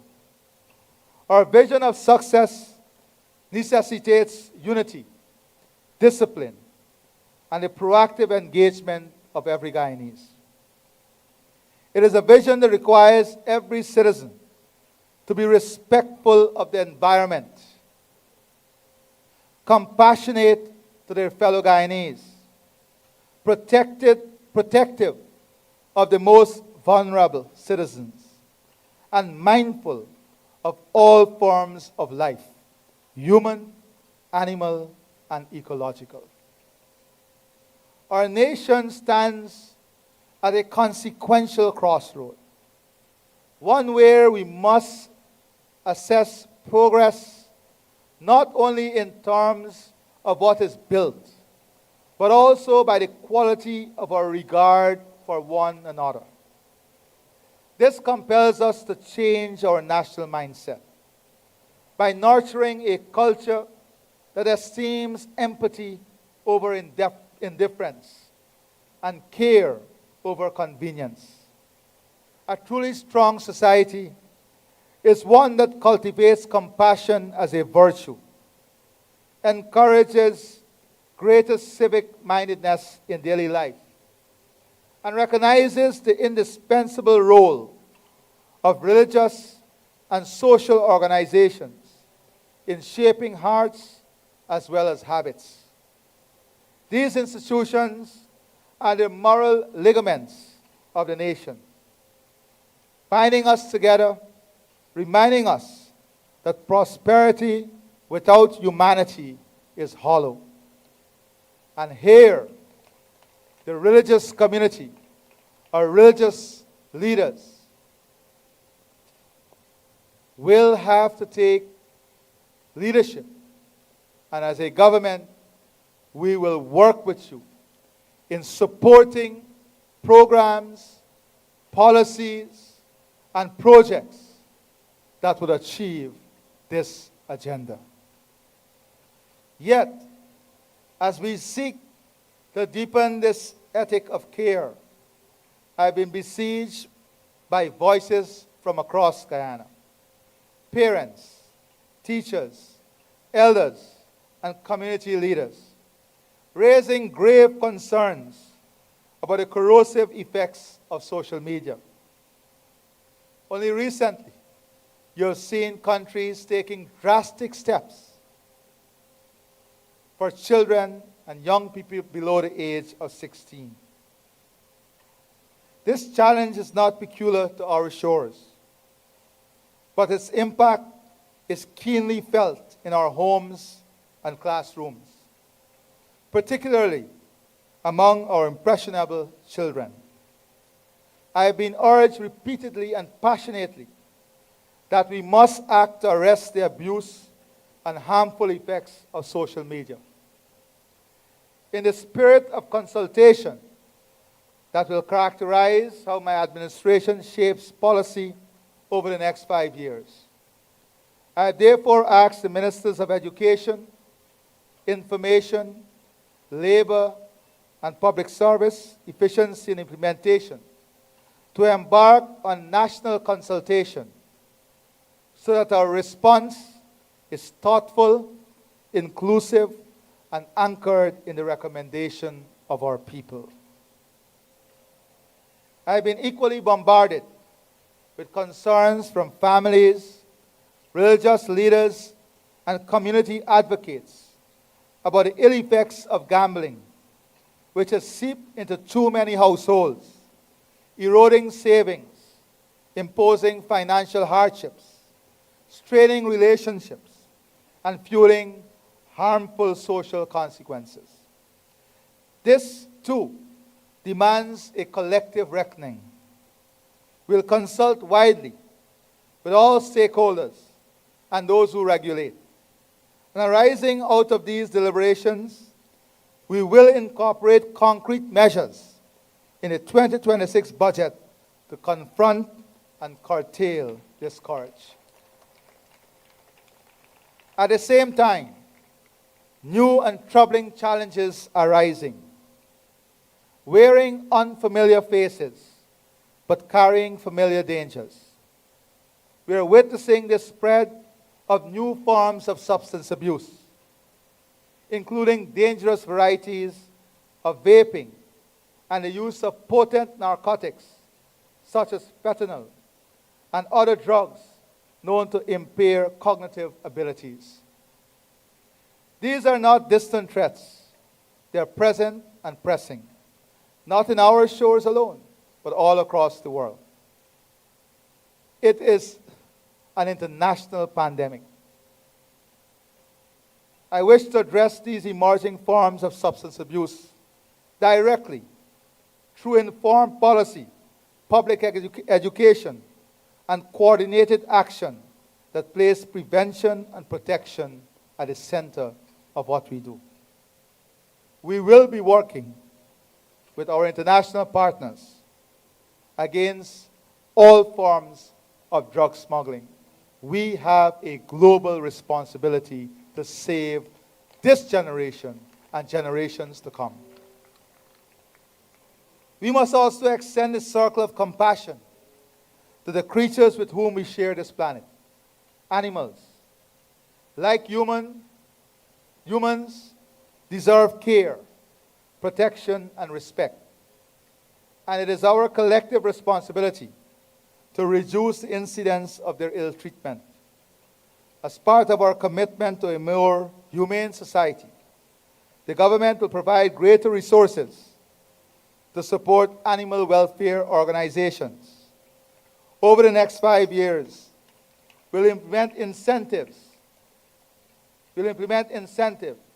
including reductions and removal of taxes on veterinary hospitals, clinics, and animal shelters to encourage both professional care and community engagement in the protection of animals. Similarly to agriculture, health and education, businesses, corporations providing these services would also be excluded from corporate tax.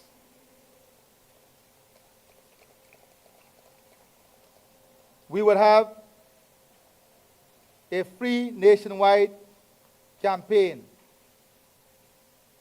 to ensure with the organizations dealing with animal and animal shelters to identify all the risks, the threats, and the areas in which we need urgent and immediate action. And even as I was preparing for this address today, I received many suggestions from animal welfare organizations and activists. And I want them to know that we value those suggestions. And all of those suggestions are in keeping with our policy on care and protection for our animals. Equally, we must cherish and care for the very environment that sustains us. The beauty and cleanliness of our surroundings are reflections of our civic pride and personal values. Reducing littering, maintaining pristine public spaces, and preserving the natural landscapes of our towns, villages, and cities are responsibilities that fall to each of us. It is a delight to listen to members of our diplomatic community complimenting the light up at Main Street and other places across Guyana.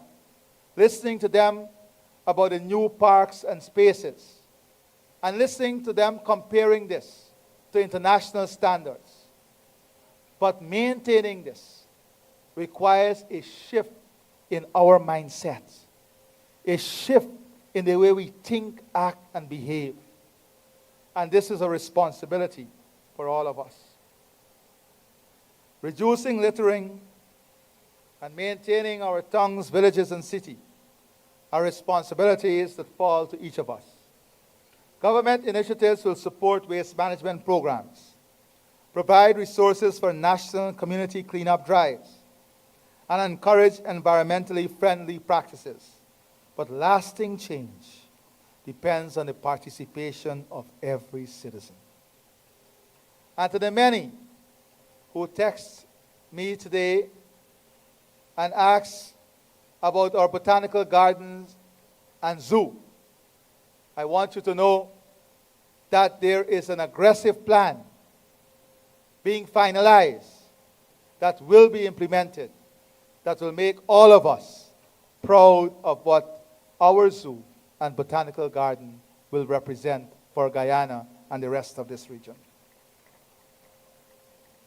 I assure you that the national consultations that will be triggered in pursuit of these initiatives will not be cosmetic gestures. They form part of a broader, deeper plan to engage more deliberately with religious organizations and civil society, to work collectively in promoting a more humane and caring society. Together, we will listen, learn, and act, building policies that are rooted in compassion, sustained by partnership, and guided by a shared moral purpose. In doing so, we will affirm a simple but profound truth, that the measure of our nation is found not only in what we achieve, but in how faithfully we care for one another. Through these initiatives and the promotion of the One Guyana philosophy, we will create a conducive environment for a more caring society, a society that displays empathy, and a society that is just and value-based. We have what it takes to overcome the things that seem to push us apart. Our foreparents overcame hurdles far more difficult and painful than the challenges we have before us. Each of you, each of us, has a part to play in our cultural, social, and civic reconstruction. Fellow Guyanese, as I commence my second term as your elected president, I invite you to join with me and your fellow citizens in a path that our children and grandchildren will be proud of, and that will build not only a more prosperous world, but even more importantly, a more humane and caring world for them to live in. Fellow Guyanese, I have just elaborated my government's vision policies, and plans for accelerating the transformation of our country over the next 5 years. At the center of all of these is a constant imperative of ensuring that the interests of the Guyanese economy and the well-being of the Guyanese people are protected and served at all times. With this in mind, and consistent with the People's Progressive Party Civic Manifesto 2025, on the basis of which the Guyanese people elected us with an expanded mandate, I would now wish to reaffirm the following objectives that we have committed to for the current term of office. Our aim is to build an even more resilient economy through further diversification of non-oil economic activity.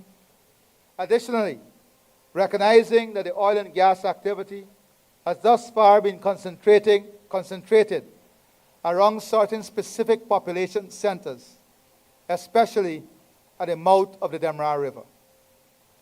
We would like to encourage investment in other areas so that Guyanese nationals can access good quality jobs and meaningful opportunities to earn irrespective of where they live.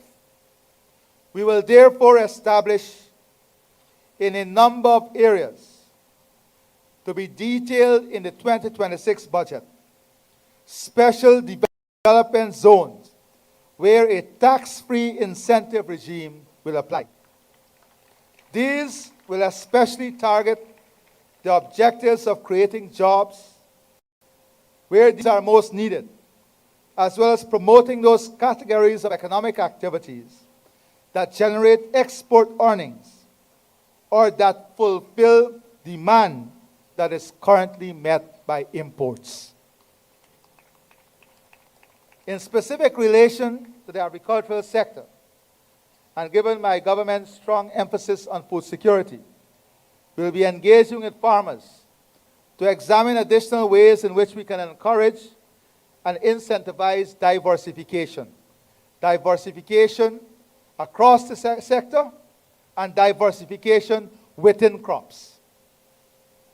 Also important is the mega-scale opportunity, whether in livestock, dairy, mega farms, sugar, and incentivizing our private sector to form partnership and consortiums to invest in those opportunities, making them sustainable, profitable, and resilient. For this purpose, Budget 2026 will allocate resources to advance diversification in agriculture and agro-processing, including through co-investment opportunities. Recognizing also the widespread use of double cab pickups in productive activity, as well as their durability and versatility in both business and household use, we will introduce a flat tax of $2 million on double cab pickups up to less than 2,000 cc, irrespective of age, while we will introduce a flat tax of $3 million on double cab pickups between 2,000 cc and 2,500 cc, irrespective of age. This will make it easier for businesses and households to renew or upgrade their transport capabilities. We recognize the importance of incentivizing and rewarding work and effort, as well as acknowledging compliance and contribution to national well-being and prosperity. In this regard, we wish to ensure that those who work and contribute to the national coffers through participation in the formal economy are able to retain more of their earnings for the purpose of enjoying disposable income and accumulating higher levels of personal savings. Accordingly, over the next 5 years, we'll continue to increase the income tax threshold with the ultimate aim of approximating the levels that obtain in more developed countries than ours by the end of this current term. Additionally, in pursuit of the objective of incentivizing the accumulation of savings and assets by individuals, we will abolish net property tax on individuals. Additionally, in the interest of improving the circumstances of those persons in employment on Community Infrastructure Improvement Project, SIP, the National Pathway Worker Program, which is known as the 10-Day Workers Program, the Community Service Officers, the CSOs in our Amerindian communities, and the Neighborhood Police, we are proposing to raise the wages of these categories of workers in the 2026 budget to a minimum of $50,000 per month. Cash transfers are an important means through which specific policy objectives can be realized. Building on a strong track record, we've established an increasing disposable incomes. Through such transfers, my government will continue to provide these through a number of different instruments. First, in keeping with our commitment in Manifesto 2025, we'll progressively increase the Because We Care cash grant to $100,000 per annum during this term of office. Also, during this term of office, we'll progressively increase the non-contributory old age pension to $60,000 per month and the public assistance grant to $40,000 per month. Budget 2026 will deliver the first installment in these increases. Additionally, we'll continue to increase pensions payable by the National Insurance Scheme. Finally, we committed in our Manifesto 2025 to provide additional cash grants to individuals. In this regard, Budget 2026, which will be presented early in the new year, will make provision for a cash grant of $100,000 to be paid to every citizen in Guyana who is 18 years of age and older. And other cash grants will be paid during the course of the next 5 years. I've already reiterated my government's commitment to ensure that every Guyanese family is able to have access to adequate housing. In particular, we'll ensure that the backlog of applications for house lots are cleared in the shortest possible time. We are already well on track to achieving this in all regions except Region 4, where the demand is peculiar. We are also well on track to delivering our commitment of building 40,000 homes. Additionally, Budget 2026 and subsequent budgets in this term will allocate sums of money to finance direct assistance to households to help them build and/or upgrade their homes. This facility will be used to deploy a differentiated approach with the nature of the assistance being customized to meet the circumstances of different regions and communities. Our government is committed in our Manifesto 2025 to expand day and night care facilities, as well as early childhood development centers countrywide. At the same time, we recognize that the provision of these services provides an important entrepreneurial opportunity for small businesses, especially considering the number of persons we have already trained in child care and elderly care. Accordingly, we'll remove corporate taxes on income earned by companies engaged in child care provision services, as we have already done with health and education services. We'll also allocate funds in Budget 2026 for co-investment in child care facilities on the condition that those facilities that benefit from the tax and co-investment concessions will agree to charge a suitably capped rate for the services provided. In relation to special needs education, we'll establish SEN facility in every region.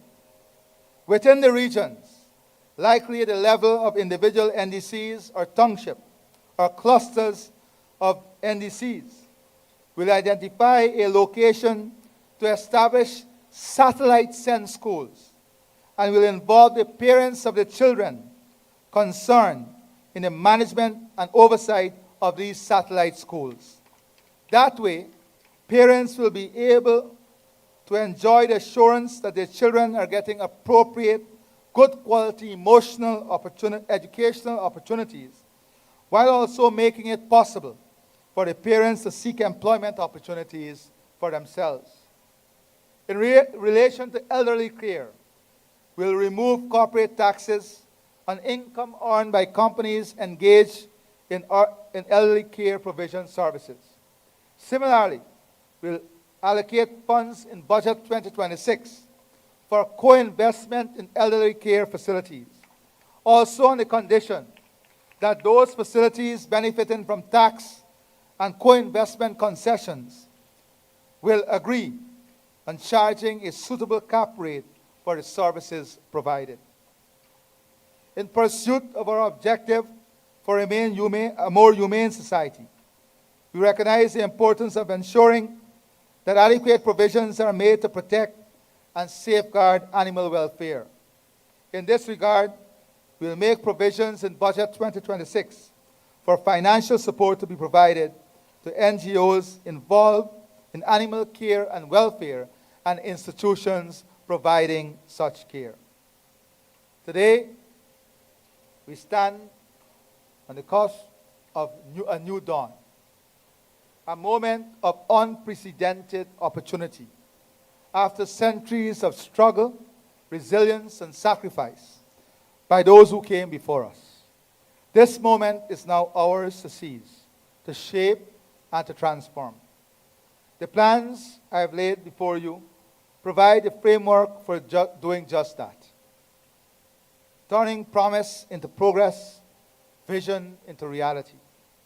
These plans represent a blueprint for transformation that will be tangible in your daily lives.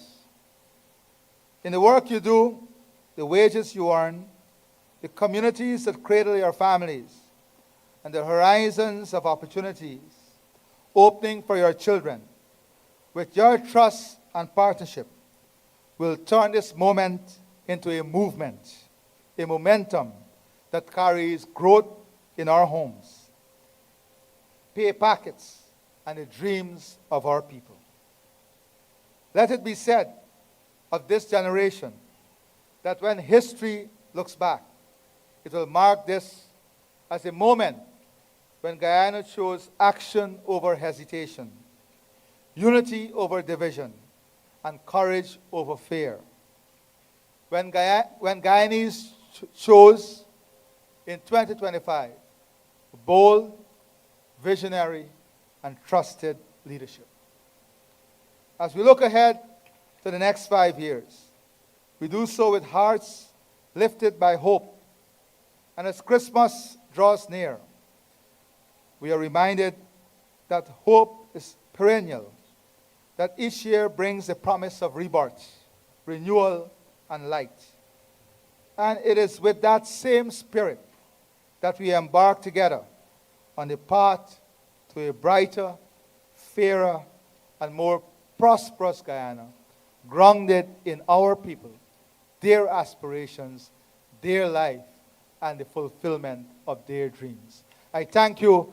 God bless all of you, and God bless our beautiful country, Guyana.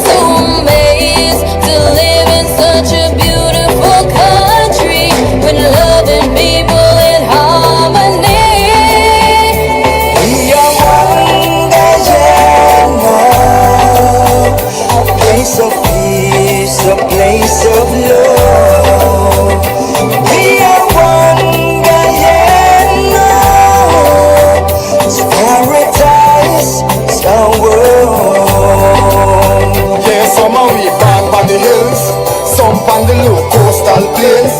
Plenty rice and sugar cane. Same Guyanese blood in our vein. So make we burn out the hatred time being raising. Can't make that destroy. 6 race I share the same space in this 83,000 square miles. We are one Guyana, a place of peace, a place of love. We are one Guyana, it's paradise somewhere. Brother is a brother, no matter which religion is you. Could a Buddhist, Christian, Muslim, Hindu. Sister is a sister, real and true. One big water culture brew. And all of we together could really make this dream come true. Of a brighter Guyana for me and you. Ocean to mountains, say this tune. Take it to you. We are one Guyana, a place of peace, a place of love. We are one Guyana, it's paradise somewhere. Love runs deep like a beautiful river for Guyana. When we stand as one mighty like Mount Kirima for Guyana, for Guyana. Our life would be beautiful, just like Guyana. She's blessed us with her own, just how to embrace her. Say, one and alone can't rock like so let's put her hands together. Give her a standing ovation, this great nation, a little gem of this world. Yeah, one Guyana, a place of peace, a place of love. We are one Guyana, it's paradise somewhere. We are one Guyana, a place of peace, a place of love. We are one Guyana, it's paradise, it's our